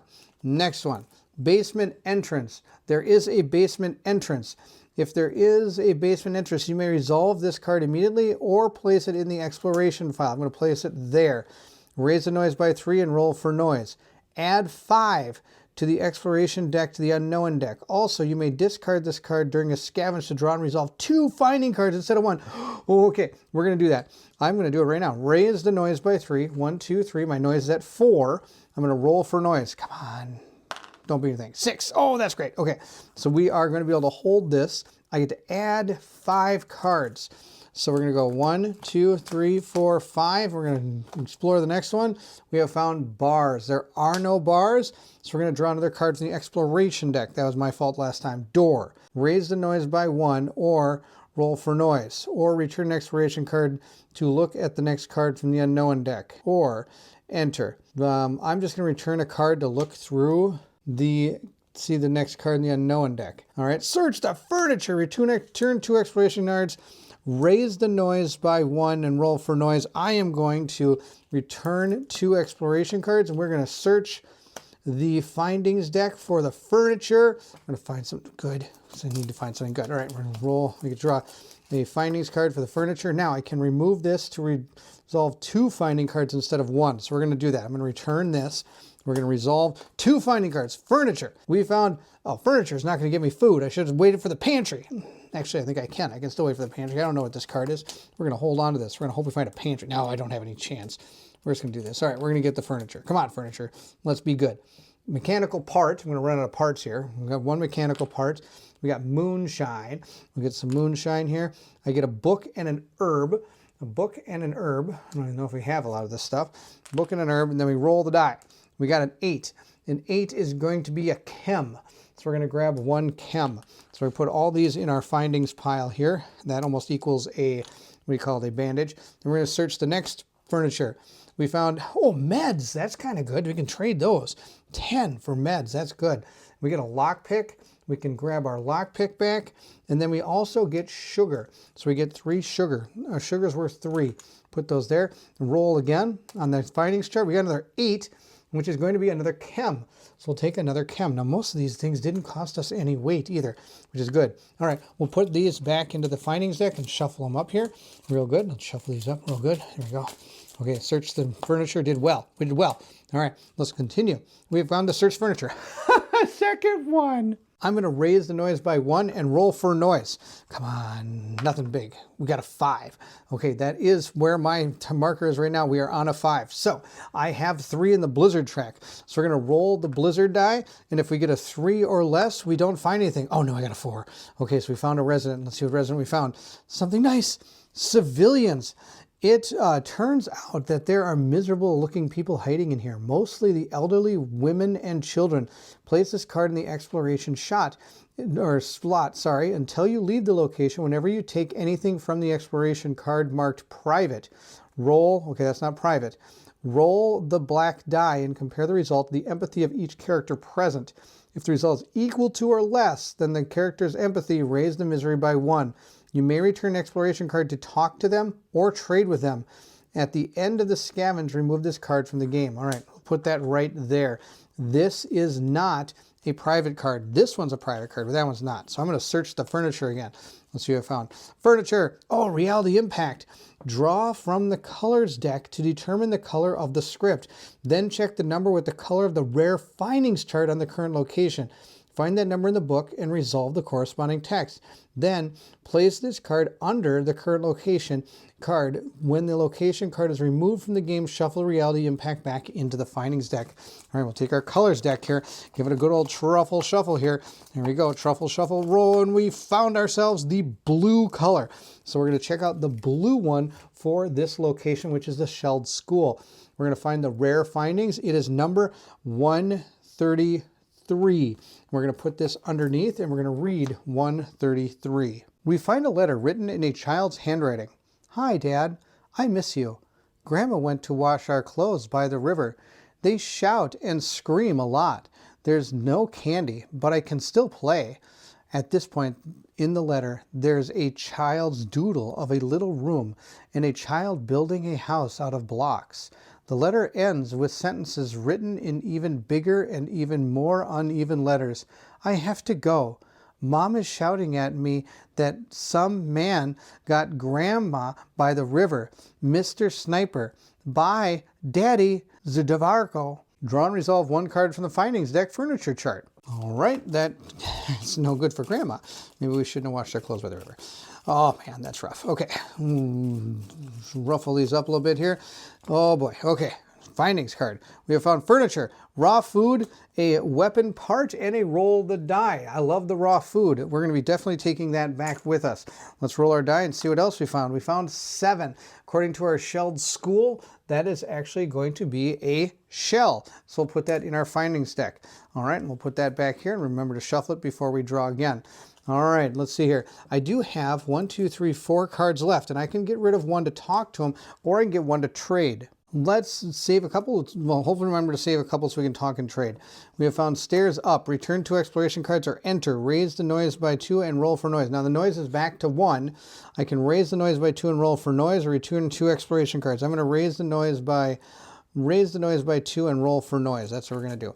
Raise the noise by 2, roll for noise. I've got a 3. Oh boy. Okay, and then I can roll again. And maybe I can stop it with another 3. Nope. Okay, we found more residents. Oh no. I should have just trying to talk to these guys. We found rebels. Determine the number of rebels encountered. Roll the black die. On a 1 through 3, 1 person. Nope, 5. We found 2 dudes. So we're going to take these tokens here and we're going to shuffle them up a little bit and we're going to draw 2 of them and see what we have. All right, so the first one we got is this guy. The second one's this guy. So the first one is guy, what's this? Guy B. He's got a pistol. And this is guy A. He's got a knife. And you can tell that because it shows right here, pistol and knife. Rebels are offering you some items. They have 1 moonshine and 1 cigarette to exchange. Trade commission 2. If you do not trade, roll the black die. Result 1 to 5. Probably means they're going to kill me.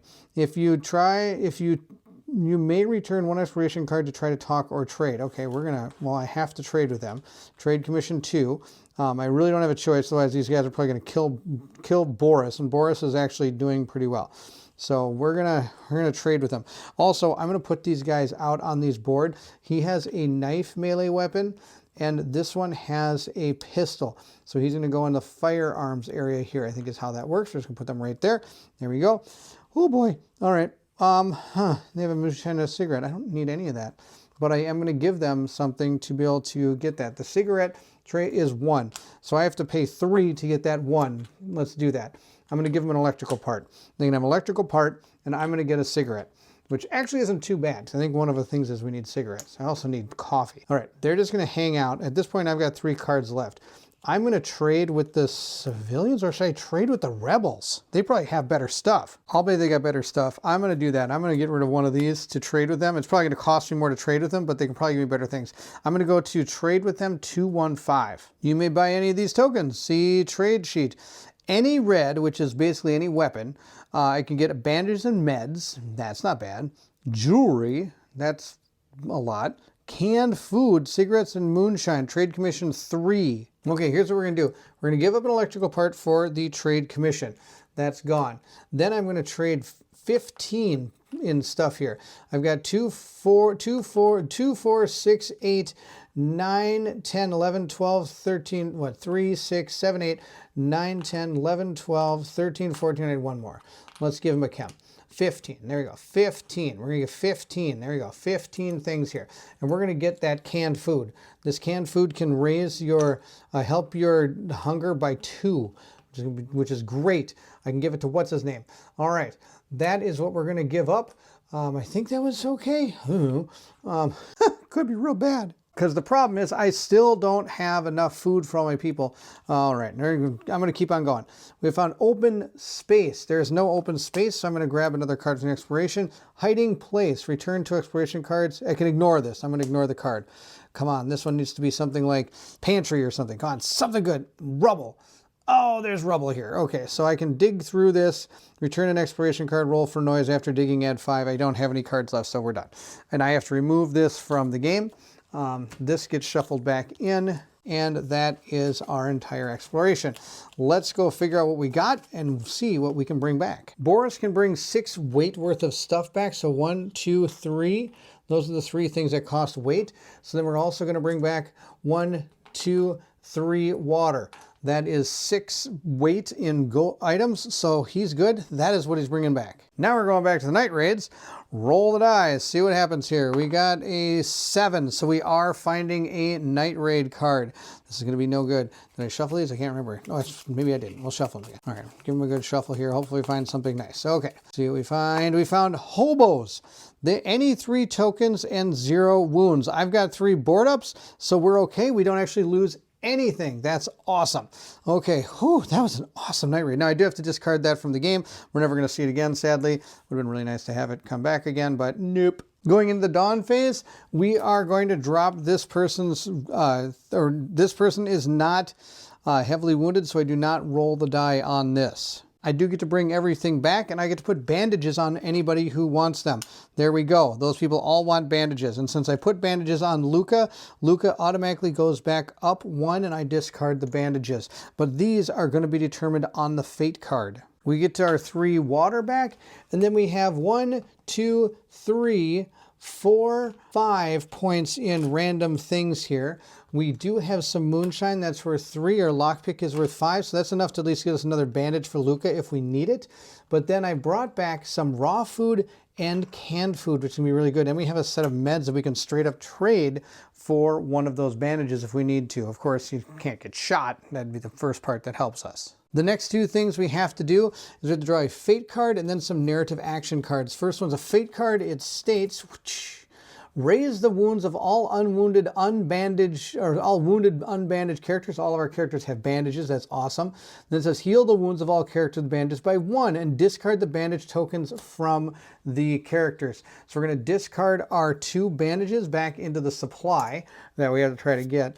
Then we get to help ourselves, which is awesome. So these 2 characters are going to go to 1 and 2 wounds respectively. Well, not 4. He's going to go to 2 wounds. So he still only gets 1 action, but that's still 1 more action than I had, which is going to be absolutely great.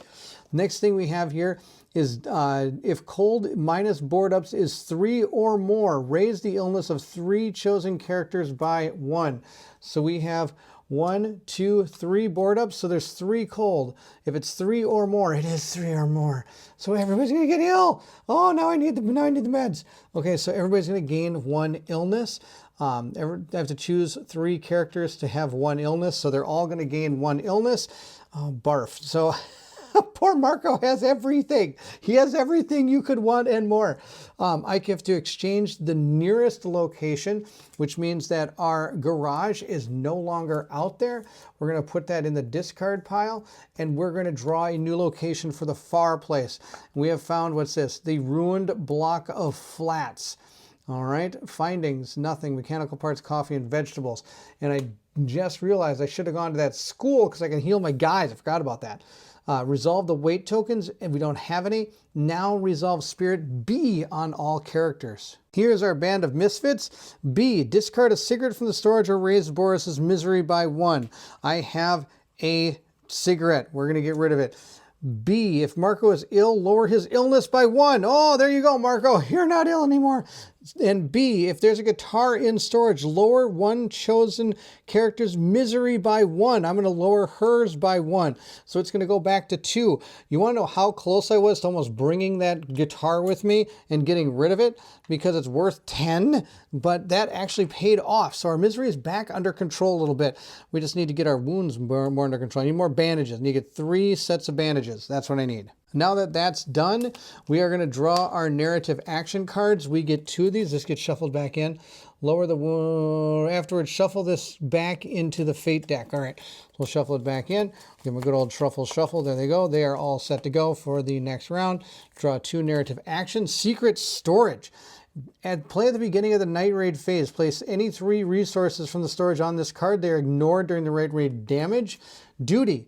Play during the day action phase. Raise 1 character's fatigue by 1 to automatically remove 1 rubble remnants card without losing an action. Oh, that could be really good. I think we are going to take this one. We're going to get rid of the, the hold things in the storage. That's okay. All right, time to draw an event card and see what happens to our characters. Relatively peaceful. Place this card in the Night Raid's deck. If there's at least 1 board up token in the shelter, skip the Night Raid. Oh, that's awesome. No Night Raids next time. But I do have to add 4 cold. There is no more cold to add. So I am adding actually 6. 4, 5, 6 because of this card here. So our Blizzard token is at 6. That event actually helped me. That was super good. Okay, now we get to do our day events. He has 1 action. Katya has 2 actions, and Boris has 1 action because of his 2 fatigue. I am in big trouble. I was really hoping I could get, to get a bed built so that Boris could sleep in a bed, but that's not going to happen. Okay, these people are all just going to have to do something. The first thing we are going to do is we are going to raise Marco's misery by 1, bringing it to 2, and he's going to have a difficult conversation. He can make 2 rolls on the suspicion chart and see what he gets. He got a 1 and a 7. 1 is raises suspicion of character A, and 7 is raises suspicion of the neighbors by 3. Oh, that's good. Okay, if we can get the neighbors one more time, then we know it's them. Now, I don't think I have to tie them up, but because I don't think the neighbors are really going to be something I don't think we can tie up the neighbors. I could understand tying up our characters. So because of that, I don't think I have to tie the neighbors up. We are going to use him. He's also going to have a difficult conversation. Raise the misery of 1 character by 1 and make 2 rolls on the suspicion chart. We got ourselves a 4 and a 5. 4 is B. And 5 is C. Oh no, this isn't helping at all. I'm not finding the murderers are. Oh no. Okay, oh boy. Okay, I think that's all we're gonna do with those 2 characters. Those were their only actions they have. Now I am gonna have Boris do this. He is going to use the duty to bang through the rubble here. He's gonna get rid of this rubble completely. Now that does give him 1 fatigue, bringing his fatigue to 3. So we'll place this on his character area here. He now has 3 fatigue. He won't be going anywhere today. At this point now, we are going to, let's see here, kick. Oh wait, no, she has to do something first for her first action because those guys did their suspicion one. She's got to do something. She is going to go outside. She's going to try to trade. That'll be super good. Let's roll our die and hope she doesn't get shot by a sniper this time. Nope, she got an 8. She did not get hit by the sniper. We'll draw a visitor card. We'll shuffle these all up, draw a new visitor card, and see who has come to visit us. Here it is. This person has come. Arrival. All right. A malnourished stranger asks for shelter. If you decide to take the person in, draw a card from the unused character deck and add them to your group. Place a level 3 hunger token on them. Place 3 mechanical parts, meds, and a knife in the storage. Remove them from arrival from the card game. If you decide to not take this person, you may buy items from this person carrying them. See trade sheet. Yes, we will do that. If you decide not to take this person in, I can buy items from this person. Shuffle the card back in the visitor deck. That's what we're going to do. We're going to buy items from this person. Oh, what their items do you have? They have, what do they have? They have any items the person is carrying. Okay, they're carrying mechanical parts, meds, and a knife. Sadly, they were not carrying a vegetable. Would have loved them to be carrying a vegetable, but they were not carrying a vegetable. So that's too bad. I'm going to give this person 10 right here. I'm not giving the person 10. I'm just getting bandages for 10, which is awesome. Then I'm going to do 5, 6, 7, 8. Well, here's 3 plus 5 is 8, 9, 10. Here we go. They can have all that stuff. Another 10. I want more bandages. There we go. Another bandage. Boom. Okay. Then I could get her meds if I wanted to, but it's going to cost me food because I only have 6 here. So nope, we're just going to take the 2 bandages. I think that's good enough. And at this point, we are done. Oh, I can't believe I'm getting rid of my guitar. I kind of really need that guitar, but we're hoping to keep these guys alive. Maybe getting rid of the guitar is not a good idea, but whatever, we're good. Okay, I think that was my outside. That's it. Now he's going to use the that card for her second action. And her second action, she's going to get rid of this closed door by using kick the door down. Kick the door down, I can just get rid of this automatically without using a lockpick. That's her second action, and that's all the actions we have. We can't get to the furniture, which is what I was really hoping I could do so that I could have... You know what? I could have got to the furniture, but that's okay. I could have had him bust that down first, kick the door down. And then this second, then her actual action, I could have had him do the thing, and then she could have done the door on her first action, the second action with the furniture. But I did need to go outside to get the bandages anyway. Okay, we're good. We're good. Here we go. Oh, okay. We'll see what we can do. That's the end of our day actions. We're holding on for dear life here. We're going to move into the dusk, which means we have to have everybody drink and eat. We'll use our 3 water so everybody can drink. And then I'm just going to use the canned food is the only thing I'm going to use. I'm going to use the canned food on our guy here. He's going to get rid of 2 hunger. And these guys are going to gain a hunger because I'm not going to feed them. Because I might feed them next round. That'll be good. Okay, here we are. That's where our characters are for now. I'll have 2 misery. I was really hoping it was the neighbors and I wouldn't have to worry about them anymore. Oh, that's sad. Moving into the evening phase, I am going to have him sleep in a bed. He is going to go to fatigue, or not in the bed, sorry, on the floor. He's going to go to fatigue 1. He's going to go to fatigue 3, and he's going to go out there. She's going to go to fatigue 1, and she's going to stay back, and she's going to be in charge of holding down the fort. Marco is going out. He's bringing some stuff with him. She's going to go stand on guard, and he is sleeping. This guy is sleeping on the floor.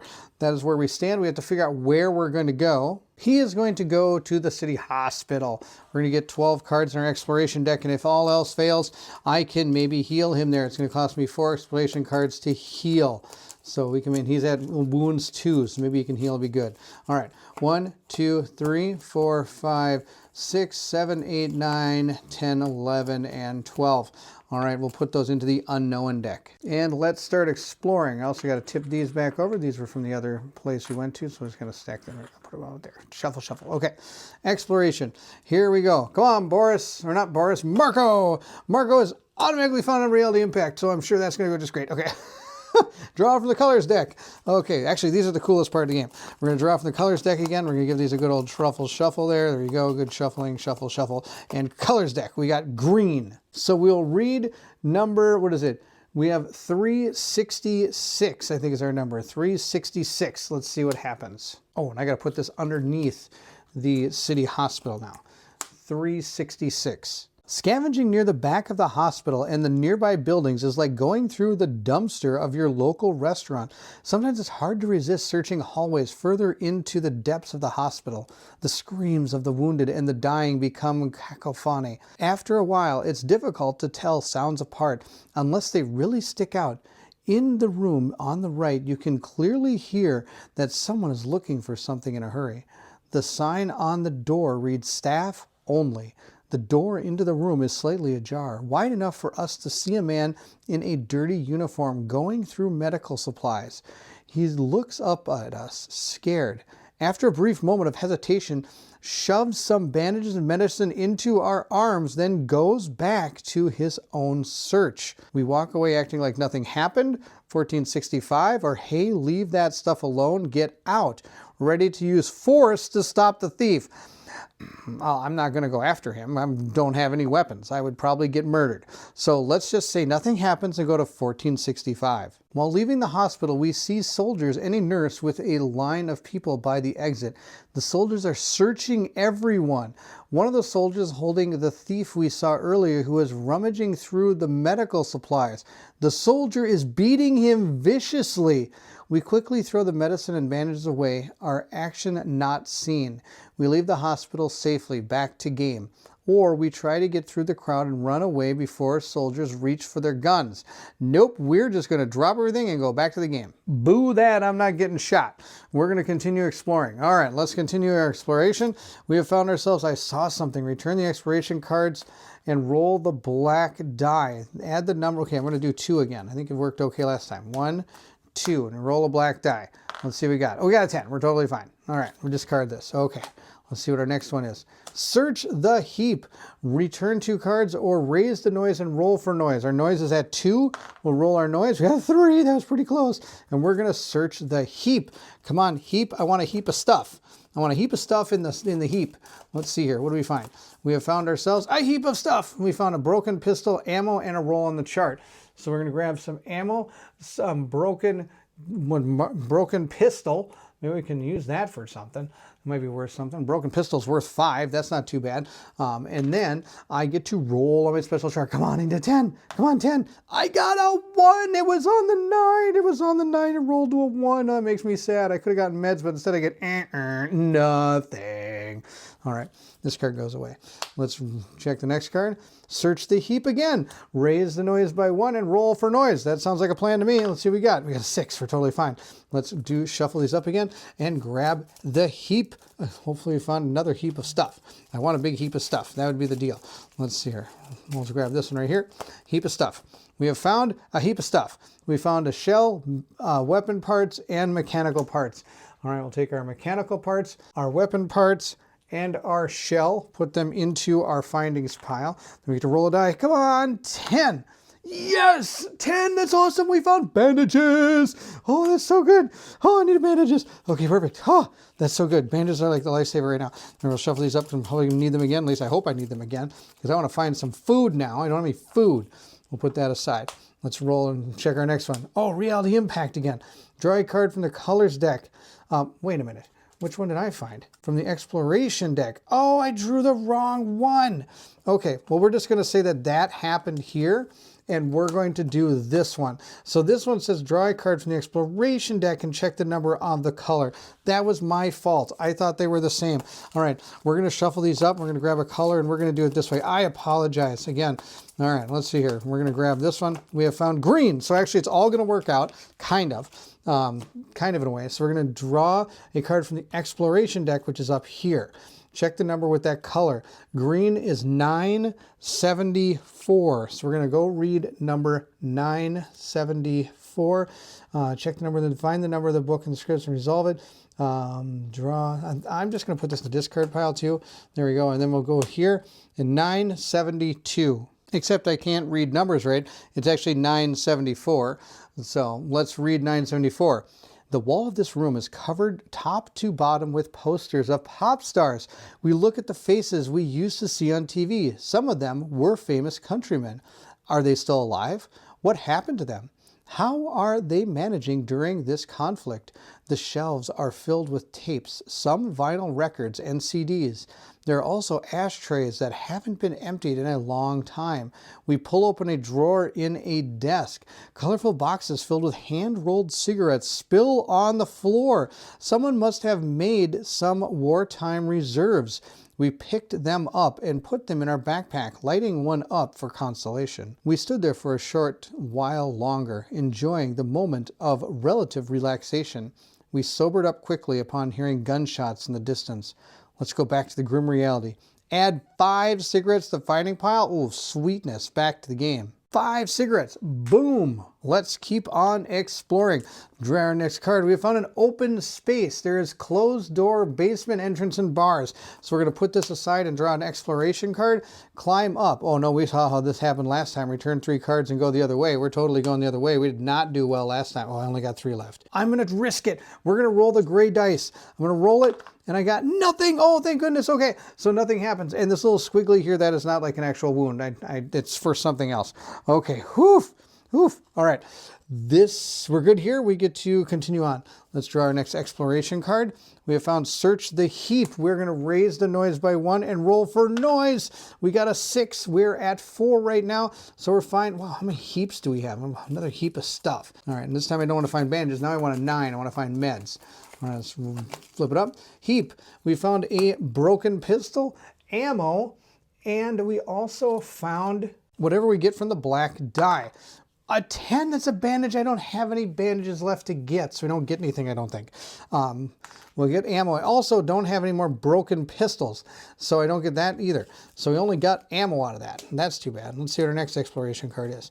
We have found hiding place. Return exploration, 2 exploration cards, or ignore it. We're going to ignore this card, and we're going to keep going. We found ourselves tough luck. Roll for noise. Oh boy. What did I get? I got a 6. We're okay. Our noise level is only 4. Our last card. Our last card is a door. I'm not going to do anything with this. I can't ignore it, so I have to enter, raise the noise, and roll for noise. So we're at 5. I got a 4, so now I get to roll my blizzard die, which is a 6. We got a 5, so we don't have to worry about anybody coming to find us. All right, our exploration is done. So we have to figure out what to bring back. This stuff is all free, so we're going to bring all that back. So we'll put that, get it ready to put in our storage when we get back. Then I can carry up to 5 weight. I'm going to carry this pistol back because it's worth 5, but these 2 things I'm not going to bring back. We're going to leave them there. I'm going to bring back 3 water, so that's a total of 4, and I can bring one more thing back. I'm going to bring back a thing of wood. Those are going to be the 5 weighted items I am going to bring back. There is no night raid because of our relatively peaceful, which is awesome. We're going to shuffle this up a little bit. So we're done with the night raid phase. There was nothing to do, so we're going to go right into the dawn phase. Because Luca is heavily, or was it heavily wounded? Heavily wounded, I get to roll a die. If I get an 8 through 10, something awesome happens. I get a 9, which means I read that script about her looking up and looking at us or something. So I get to roll 2 dice, and these are the people that are going to, it could possibly be. It's 10 and 1. Oh, I think we're going to be good. Suspicion of A goes up, and then 10 says raise suspicion level for any column. I'm going to do the neighbors. The neighbors. The neighbors did it. It's always the neighbors. I knew my characters were trustworthy. It was my neighbors. Even though some of them might not be looking as trustworthy as you think, they are all have been living together for so long that they trust each other. But the neighbors, oh, those neighbors. It's kind of like the burbs. You never know what is going on next door. Now the scavenging party returns, and look at all this stuff I've got. And I've got bandages, and I've got meds, and I've got more bandages and more meds, and it's absolutely fantastic. So we're going to grab these bandages and meds. That'll be awesome. And we are going to assign them to our characters. Meds there, bandages there, bandages there, and meds there. Perfect. This person's going to go to critically wounded because I don't have any bandages for her. Totally fine. And now we have to draw a fate card. Things are looking up in the world. I don't know why I said that, because now, of course, something bad might happen. Shuffle our fate deck. Let's see what fate has in store for us. We have, was this, raise the wounds of all wounded unbandaged characters by 1, then lower the illness of all characters who took meds by 1, and discard the med from all characters. If cold minus board ups is 2 or more, raise the illness of 2 chosen characters by 1. Sweet. So this is all pretty much going to, this is out of control. I'm going to remove the illness by, his illness by 1.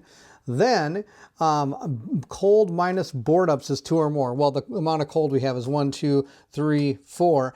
And then I'm going to get rid of 2 because of the, what do we call it, the board ups, or 3 because of the board ups, so it does equal more. Sorry, there's 6. It's out of control.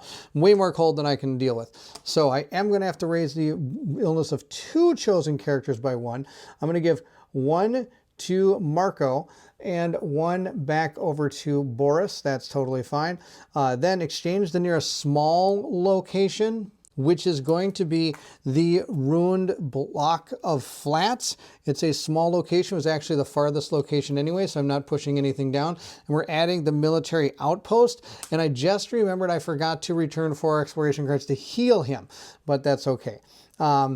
At this point, then we have to, our weight tokens are done, then we have to resolve Spirit B. And I got rid of the guitar. Discard a cigarette. I do have a cigarette. We're going to discard that. If his illness is 1, or he gets to lower his illness by 1, which is fantastic. And if I had a guitar in the storage, I could put one of these miseries back to 1. And I don't have it, and I totally should have done that. I should never have gotten rid of the guitar. That was my fault. All right, and that's it. And then this goes, what, back into the fate deck. Now it's time for our narrative actions. We could choose either Night Owl, play at the beginning of the evening phase, choose 1 character. This character may now perform all the actions again. Oh, that's pretty good. And the last one, or the second one I get is Close Call. Play during any combat, ignore wounds or a single combat roll, or play during the night raid to ignore all wounds from one night raid card. Oh, that's close. I'm going to keep the Night Owl. I think doing more actions is going to be better. I will tell you, I was going to do this after the Dawn phase, but it did say if any suspicion tokens reach level 4, see Blood in the Snow script 3. So I should have done that as soon as that happened during the Dawn phase at the very beginning when I rolled that original roll for on the dice or whatever. I think I got a 10 or something, a 1. That brought this to 4, so I should have read it at that time. Let's check out script 3. When any marker reaches level 4 on the suspicion chart, if the character with suspicion level 4 is tied up, go to 4. If the character with suspicion level 4 is not tied up, go to 5. If the character with suspicion 4 is dead, go to 6. If the character with suspicion level 4 is the last character alive, go to 8. If there are 2 or more characters with 4, go to 7. And if the neighbors who have suspicion level 4, go to 6, which would be the same as if the person is dead. All the pieces of the puzzle seem to fit. We know now who did it, even if we do not know why. We might never know for sure. You have fulfilled objective 3, remove the tied character without resolving the death among us consequence during the Dawn phase. From now on until the end of the game, ignore all instructions to do with the suspicion chart on the victor's card, the Dawn phase card, and the scenario sheet. So I believe we still have to keep Luca alive, but we no longer have to worry about the suspicion of any of our characters. At this time, we'll go to the morning phase. We'll just draw our next event card. And we have gotten Contagious Illness. Raise all characters' illness by 1. Barf. I can't have any cold tokens because they're already all over the place on top of that card. This is no good. My illness is going to go to 2 on everybody except for Boris, who's going to go to 1. So instead of having tons of actions again, all my actions just disappeared just like that. Poof! Bye-bye actions! Since we all have 1 action, I guess I am just going to put 2 people on the heater and 1 person on the furniture up here. We're going to grab some of this. First, I'm going to put 2 pieces of wood into the furnace or the heat thing and get rid of 2 cold tokens. So we're at 4 cold tokens. Then I'm going to draw the furniture card and see what we have found. We have found, oh good, thank goodness, food. Raw food, sugar, mechanical parts, and 1 wood. So we'll put those into our supply and hopefully it's enough to make it through this round. Now I could use the Night Owl card, but alas, characters only have 1 action, so I'm going to save that. That was terrible. All right. That's the end of our day actions. So now all we have to do is survive. And I have to make sure that everybody's, my action here is that I need to make sure that at the end of the chapter, each character's misery must be lower than 2. I need to get rid of everybody's misery's got to go down by 1. Oof da. Okay. Oh, it has to be lower than 2. I thought it'd be 2 or lower. Oh no. Oh no. Oh no, that's bad. I thought I'd be okay because I thought it would connect with this, but hunger, misery, wounds, and illness of 2 or less. Everybody has to have 2 or less misery. Oh no, I'm still gonna lose. I need to get my guitar back. Oh, this is gonna be bad. Okay, we're going to go into the dust phase. All of us are going to drink water. I have 3 water to drink, that's fine. I also have 2 food, so we are gonna eat 2 raw food. That is going to get rid of their hunger completely, which is great. He's gonna gain 1 hunger because of that. He's gonna go to fatigue level 2. He is going to sleep on the floor, not 4, that'd be bad. Sorry, he's going to go to fatigue level 1 because he's at 3. Fatigue level 4, go to sleep. These 2 are going to go up to fatigue level 2, which is going to be fine. Boris is going to go out exploring, and Katya is going to stand guard again. And I'm going to have this guy sleep on the floor. We're going to go back to the hospital, and I think this might be a bad idea, but I'm going to bring a whole bunch of stuff in case I can trade. We're going to bring a broken pistol, some mechanical parts, a sugar, all this bullets, because I don't need any of these bullets. We're going to bring all this stuff. I can trade all this. I don't need any of this. We're going to bring this all with us. Bring all that with us. Totally fine. And then we can take 12 exploration cards. We're giving them a little shuffle here. And I need to somehow lower my misery on all characters or we're going to lose this game. I don't know how we're going to do that because misery is really hard to get rid of if I don't have something to get rid of it. Oh, I know what I could have done. I could have got a radio. Remember, there's 5 things in here. I could have built a radio. Where's the radio? I think there's a radio. You build a radio, 2 electrical, 2 mechanical, 3 components. There's also another one. Build a chair, 1 component, 2 wood. Oh, I had that and I got rid of it. That's, oh, and after crafting this, lower all characters' misery by 1. All right, that is our goal. That is our goal right there. We need to build that chair. Okay, we're going to take our 12 explorations. 1, 2, 3, 4, 5, 6, 7, 8, 9, 10, 11, 12. There we go. We got 12. We got we're 1 noise right now. We're going to start our exploration. Boom. Stairs going down. Return. Or enter, raise the noise by 3 and roll for noise. Abso-smurfly not. We're going to go 1, 2, 3 and get rid of this. Boom. All right. Now let's see the next one. Jammed door. There is no jammed door, so I'm going to grab an exploration card. And actually, 1, 2, 3. I put these on the wrong direction. They should have gone back into the pile like that. Then we draw it. We have found someone is here. Raise the noise by 3. 1, 2, 3. We're at the 4. Oh, no. Okay. Let's continue. We have search the heap. Return 2 exploration cards or raise the noise by 1. I think that's what we're going to do. 1, 2, 3, 4, 5, 6. So if I want to trade, it says I need 6 to trade. I brought a whole bunch of stuff. Okay, we're going to raise the noise by 1 and roll for noise. Okay, here we go. Come on, nothing really bad. And our cold is at, or blizzard's at 4. Uh-oh. Okay, I need a 4 or less. Uh-oh. All right, I'm going to draw a resident. Let's shuffle these residents up. Let's see what we found. Oh no, this could be the end of the game right here. Come on, this is going to be a real short trip. All right, let's see what we got. On something. Soldiers! Oh no, that's going to be really bad. Soldiers. I have to roll to see how many soldiers there are. There are 2 soldiers. No, 1 soldier. 2 soldiers. All right, let's see what they got. I bet they all got like assault rifles here. Here's our 2 soldiers. We got this guy. He's got a pistol. And this guy, oh boy, here's he got an assault rifle, firearm. This is going to be really bad. Pistol, B, and, what's B? And.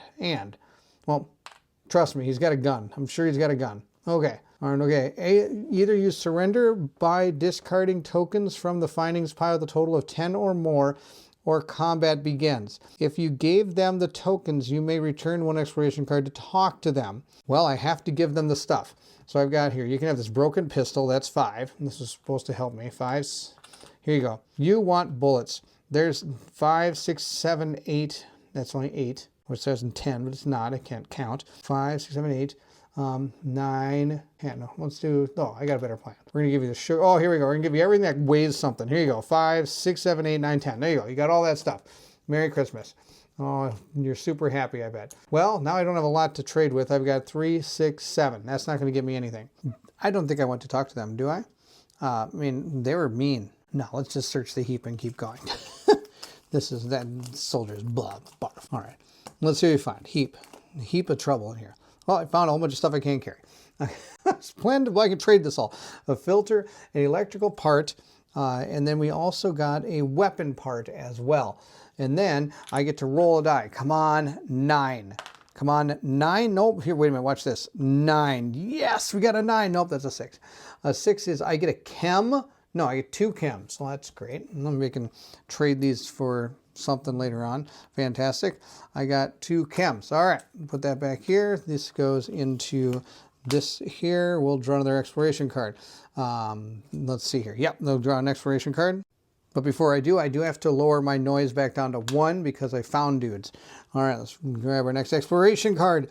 We found a door. Raise the noise by 1. There you go. Raise the noise. Next. Come on, search the pantry. Huff luck. Roll for noise. Yuck. What'd I get? A 10. Totally fine. Exploration card. Hiding place. Ignore the card. Come on. Search the heap. Oh, it's always the heap. Return. Roll. Raise noise. Roll for noise. 7. Totally fine. My noise is at 3. I get to look at the heap. The heap's just got so much crap. There's nothing in here. I need chems or meds bad. My guys are all sick. Heap. Broken pistol again. I probably gave it to them. They looked at it and went, nah, we don't need this, and threw it away. Oh, look, there's my ammo I gave him too. Oh, no, I gave him sugar. That's right. I was almost going to give him ammo. All right, let's roll the die and see what we got this time. 8 something. What did we get? We got alcohol, 100%. 100% alcohol. That's worth 10. That's worth 10. That's equal to a med. That's really good. All right, we're going to get rid of that. Now, I need to, sadly, I can't trade right now. I need 6 cards to trade. Climb up. Do I dare climb up? that didn't work too well. There's only one exploration card left, but I can't return 3. So we're going to climb up and see what we got. Nope. There we go. He has 2 prowess, so he's able to re-roll the dice twice. All right, our last card. Oh, Reality Impact. Draw a card, then draw a card from the exploration deck. Okay. Okay, we'll do the colors deck, and then we'll see what we get here. Hopefully this gives me 9 meds. This gives me all meds. This is all going to give me meds. All right. We found red. Red could be rough. Let's see what happens here. Draw the next exploration card. Red. 62. We're going to read 62. We heard the explosion just moments before. As we step outside, we see a fresh, still smoking crater where before there was a mine. A young girl is crawling under a tree. One of her legs hangs on a branch above, and the other has been torn to shreds. Dragging herself across the yard with a trail of blood and guts behind her, she weeps, barely breathing. Mom, it hurts. It hurts. We comfort her in her last moments. There's nothing else we can do. See 1604, or we get out of there quickly and try to forget what we saw. Back to the game. Let's go to 1604. Let's be with her in the end. It's devastating. The begging in her eyes, the tears of another wasted life, her hope for the impossible. Is someone going to help me? Can you save my legs? I lost. Am I going to walk again? Can you pick me up and put me back together? No, nobody can do that. We waited as life mercifully left the young girl's body. Back to the game. Okay, those red ones really suck. And I just want people to be clear, if you do play the game, you can choose to remove the red color from the game so you don't have to have those more impactful ones or there for you. Those are rough. Okay, let's get back to the game. I can carry some stuff back. I can carry 6 things back. Well, I'm not carrying an electrical part or weapon card. These have to go away. Oh, this filter. This filter is useless. Goodbye, filter. Goodbye, electrical and weapon part. That's fine. And if you do not take something back, it is discarded. So I'm going to take these 2 things, plus I get to carry 4 more things. I'm going to carry a wood and 3 water. And I can build a chair when I get back, which is going to be awesome. All right, now we need to see how the night raid goes. We roll our die. We got a 4, and it's on 4. The blizzard marker is. And if the result is equal to or lower than the blizzard, you do not draw a card for the night raids. Yes, that was absolutely key to survival. At the beginning of the dawn phase, I'm going to put a bandage on her and heal her up. I get to bring everything back, so now I have 3 water, a wood, and a whole bunch of junk that I'm just going to trade for probably meds and stuff, if I can. I don't know if I'm going to be able to do that, but there we go. All right, this guy, all my characters are back. They're all having a party in their house. I don't have any meds or bandages to hand out, so we're just going to draw our next fate card and see how this goes. Raise the wounds of all wounded, unbandaged characters by 1. That's not going to happen. Our characters that are wounded do have bandages. Lower the illness of all characters who took meds. I don't have meds. I wish I did. That would have been so good. And then remove the meds. Cold and board ups. Minus board ups equals 4 more. Raise the thing. Nope. I've got 1, 2, 3, 4. Minus 3 is 1. Burning that wood helped us a ton. That's not going to happen. Exchange the nearest small location. If there are none, then a medium. And then we're going to do our A on all characters. We don't have any small, so we're going to get rid of the medium ones, which means that goes back into the findings deck. This gets discarded. We slide these 2 down, and we draw a new location, which is going to be the old town, which is going to go right there. I can also put this back to 1. And we have to resolve Spirit A, which is absolutely terrible. If Boris is fatigued by 2 or 3, which he is, why is he 2? Boris shouldn't be 2. Isn't he the one that went out? No, Boris did go out, darn it. His goes to 3. That's terrible. Now I just lost the game. All right. I think I did. Well, actually, there might not be. Well, we'll see. I need to get that to 1, and I don't know how I'm going to do that. Then this guy's, if anybody is hunger level 3, that's not going to happen. And then I have to discard a coffee or not. She goes to misery 3. Oh my gosh, this is horrible. Right when you think you have misery under control, guess what? It loves company. All right, there we go. Those guys are all set to ruin my life. We get 2 narrative cards. Hopefully one of them says you can remove misery. This one says like a mouse. Play during the scavenging phase instead of rolling for noise. Instead of rolling for noise, set the noise marker to 1. through the sewers. Play at the end of the night raid phase. Choose a character on guard duty may bring additional items from the finding pile to the storage. This character may... No. We'll take the like a mouse. That'll be fantastic. Now we draw our next card. Let's see what we have found. We have with the ceasefire has happened. All right. As long-awaited ceasefire finally agreed upon, putting an end to the fighting for Progornia. Those who managed to survive the war in Grasvalia, sorry, I'm terrible at these words, I apologize, would never forget. Play this day to its end, including the dawn phase. Then resolve the epilogue. See 1000 in the book of scripts. Okay, this is horrible. First off, we're going to put our cold back here.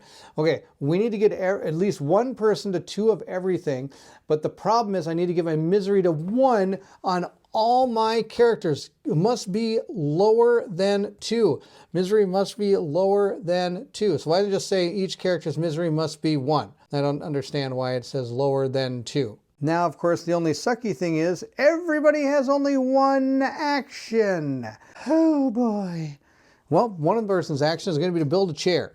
We're going to build this chair. It might save me. I don't think it's going to. It's going to cost me a component and 2 wood. I've got 2 wood and I've got a component. There we go. This has happened. We built a chair. Ta-da! Chair. It says, roll the black die and result of 6 or 10. Lower the misery of a character placed here by 1. Ooh, this could actually maybe help. All right, and everybody's misery goes down by 1 at this point. So that means their misery goes to 2, and Marco's goes to 1. Now, of course, the problem is I still have to get their misery below 2. It has to get lower than 2. So lower than 2 is 1 or 0. I guess that. Now I understand. Okay, lower than 2. Okay. But that's all their actions. They are out of actions. But I do have Night Owl. I have Night Owl as well. I could play this. I might as well use it. There's no reason not to. The character may now perform all their actions again as a day action. So I'm going to do that. I'm going to play this card. I'm going to have Boris. Boris is going to go sit on a chair. I got a book. Might as well put the book on him. We'll roll our die, and hopefully he gets his misery removed. 4 on a 6 or 10. Lower the misery by 1. I get +2 for the book. So 4, 5, 6, 7, 8, 9, 10. So he gets to lower his misery by 1, bringing his misery to 1. Okay, so I'm saying there's a chance. Okay, but the problem is I didn't deal with this cold, which is also probably going to end me as well. Oofda. Okay, that's the end of that. We're done with those. We are now going to have to move into the dusk phase. So it's not the night phase yet, is it? So I shouldn't be able to do that card yet. Or is it, when does it say I can do this? Night Owl. Play at the beginning of the evening phase.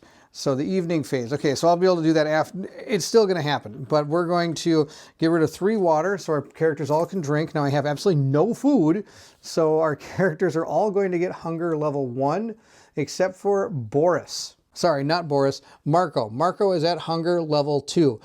These guys are all going to gain hunger 1, though. There we go. Now, that is the only thing I need to get to 1, and at least one person has to just remain at 1s and 2s. Even if everybody gets ill one more time, not the end of the world, as long as that turns to a 1. That's all that has to happen. Boris is going to sleep. He's going to go to 0 fatigue. He's going to gain 2 fatigue. She is going to have to stand guard again at 3 fatigue. Oh, that's no good. Which means she's going to gain a 3rd fatigue. Do I really need to go out? Do I really need to go out? Do I really need to go out? I might not need to go out. I do need to eat. We couldn't eat. So what do we need to do? We need to make sure we get through this. I need to get my misery back to 1. So in order to do that, I have to go out and I have to find a guitar. I think is my best bet to make my misery go down by 1. She's going out. He's going to stay behind and guard.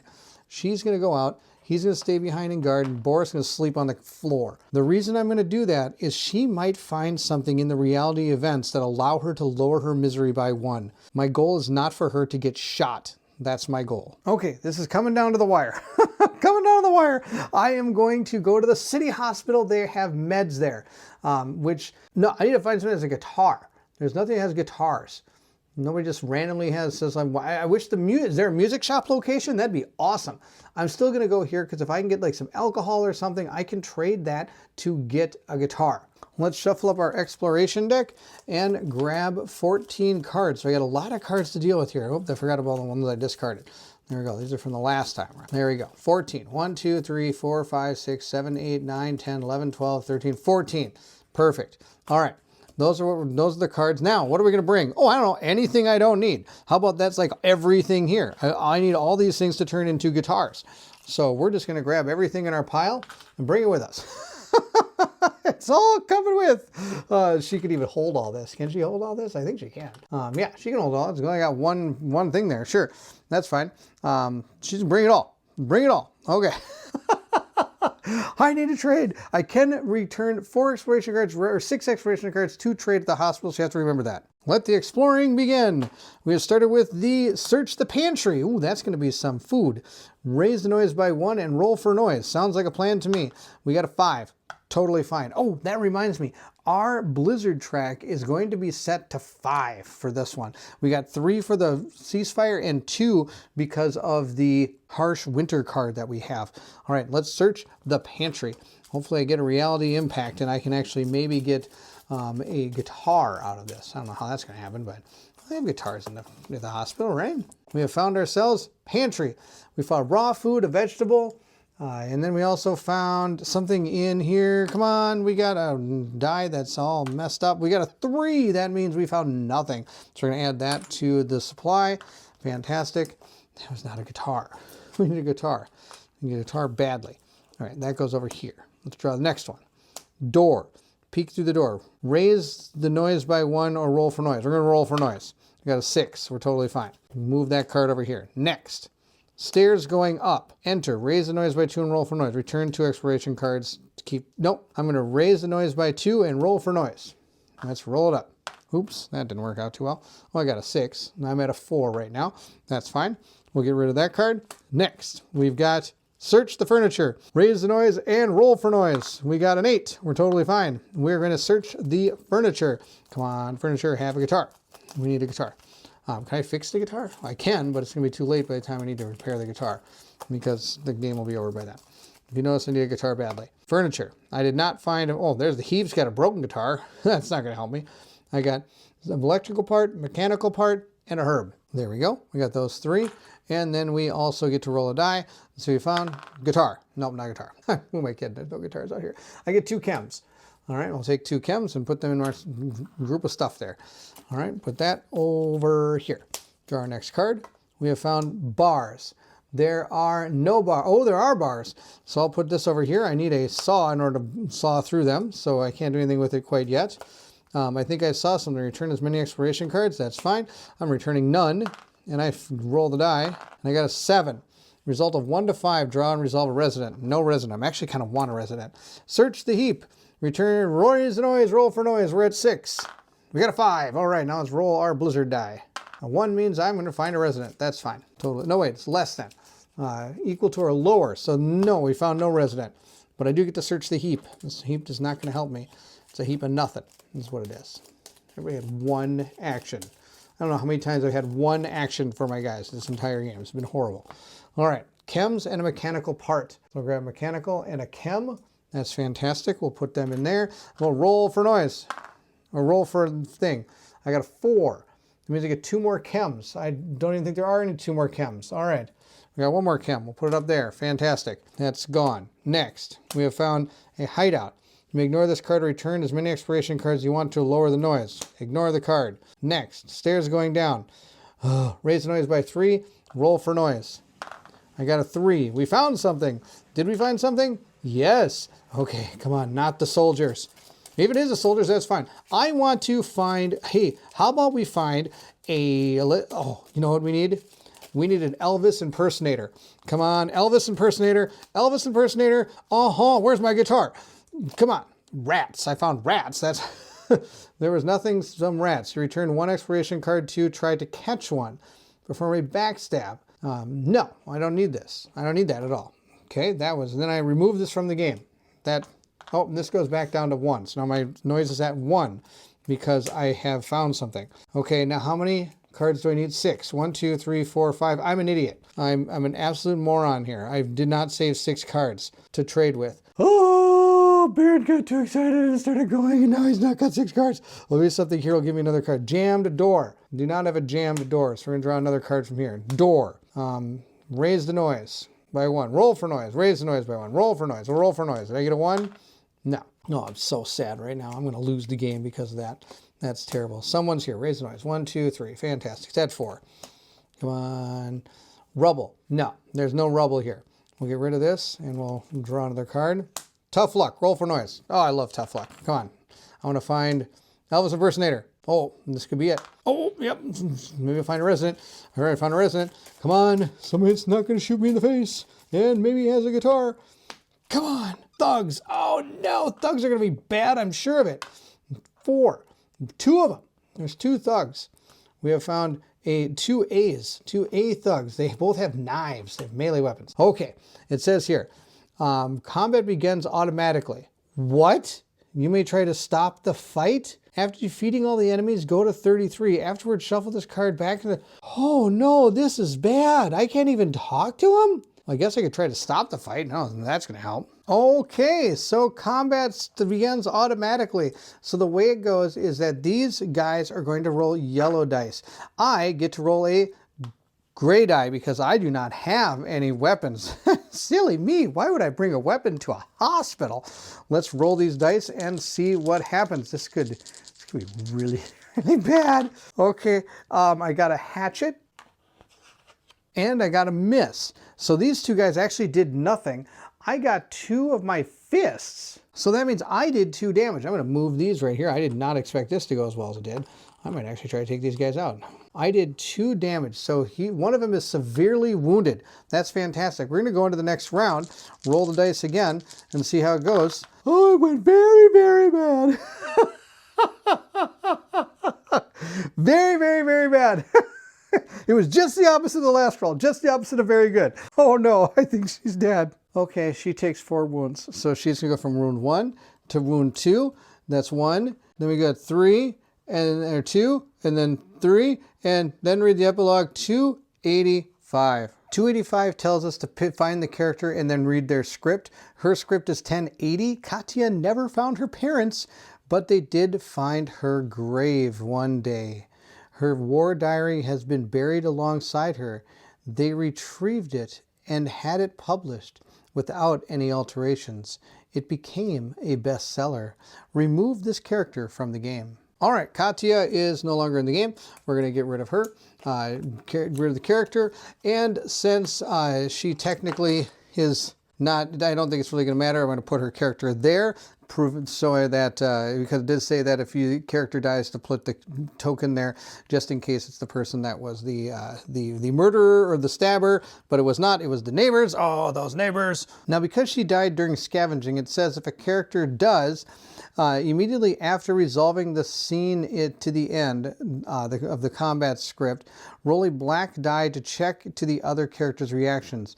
A result equal to or lower than the character's empathy, this character interrupts scavenging. Place them on the findings pile. They will return to the game only if the choose findings stage, when the rest of the characters also finish scavenging. If all the characters die during scavenging, the scavenging phase immediately ends. No one will bring anything to the shelter, then proceed to the night raid phase. Okay, so we're bringing absolutely nothing back with us. Those thugs. Thugs were so bad. These thugs. Oh no. Okay, that's the end of the exploration. There's nothing to bring back. My guy is super dead. We're going to go into the night raid phase. We'll roll the die. I got a 4. That is less than the Blizzard Trek, so we are not doing a night raid phase, which is actually good. It's funny, I had a mouse card that I could have used to stop myself from finding things, but I wanted to find somebody because I want to trade everything I had for a guitar to help her misery. But sadly, that did not happen. He wakes up. He's been standing guard, wondering when she's coming back. She's never coming back, sorry to say. At this point, we are going to bring everything back from the scavenging party, and nothing comes back. Then we're going to assign meds and bandages. We don't have any of those to do. So we're going to draw a fate card. With the Dawn phase, I still have to do this card, so I have to lower Luca's damage to critical condition. And then I have to draw a fate card.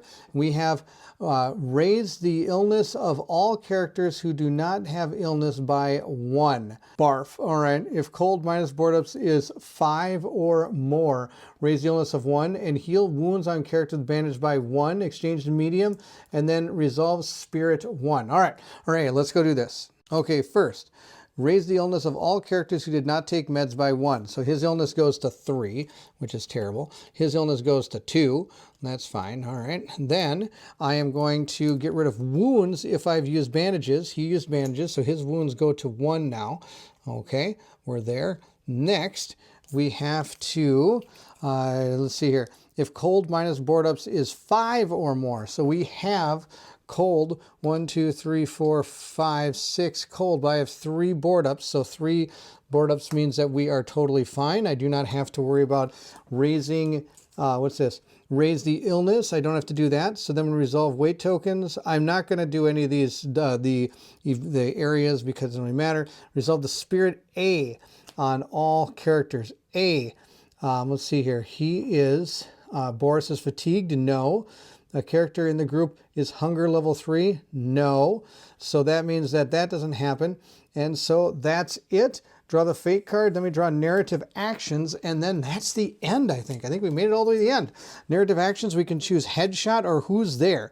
Play at the visiting fate, doesn't matter. I'm not going to take either of those. That is all. I think we made it. So for this particular mission, we have to have a minimum of 1 character from the starting party must survive until the end of the ceasefire. Hunger, misery, wounds, and illness of at least 2 or less. For some unknown reason, Marco's the one that's going to make it because he has 2 hunger, 1 wound, 2 fatigue, 1 misery, 2 illness. Somehow he made it. Wounded Luca must survive until the end of the game. That is what happened. And I had to find out who the murderer was. That was the neighbors. So we did do everything. So we made it all the way to the end with all those objectives. Plus, because she died, we actually made this one. At the end of the game, each character's misery must be lower than 2. So the only 2 surviving people had 1 misery each. So technically, this also succeeded as well. So I think we won somehow. Little did I realize, but the thugs actually helped us out.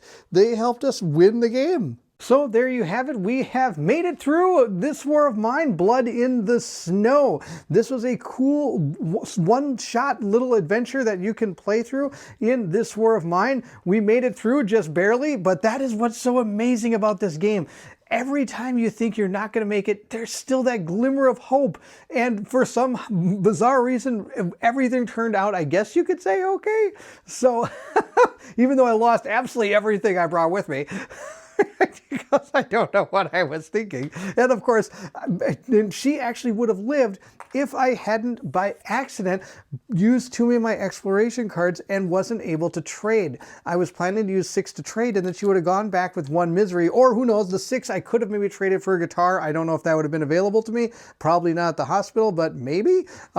So there you have it. That was this War of Mine, Blood in the Snow. I hope you enjoyed it. If you did, don't forget to like, subscribe, and hit that bell symbol so you know when more playthroughs come through. Also, please feel free to leave anything in the comment section below. I would love to hear from everyone. Have you had a chance to play this War of Mine? Are you part of the new crowdfunding experience? Have you seen Dicing with Death's playthrough? If not, please go check it out. The link to it is in the description of this video. If you're interested in supporting the channel, our Patreon is located in the description of this video as well. Those that are part of the Patreon are shown here on the screen. Thank you so much for your patronage. It means the world to me. Those that are part of the Patreon get some special perks. One is they get to watch our videos usually a day or 2 ahead of time without commercial interruptions whenever we do a playthrough. Also, when it comes to certain games, we do give them the ability to help decide who plays in the games, or how we're going to level up our characters, or what skills they might be gaining going through a campaign. It gives the community a chance to have an effect on how our games come to be. So there you go. This was This War of Mine with the scenario Blood in the Snow. I hope you enjoyed it, and if you're excited to see what Colin and I have coming up, then I need you to meet me at the table.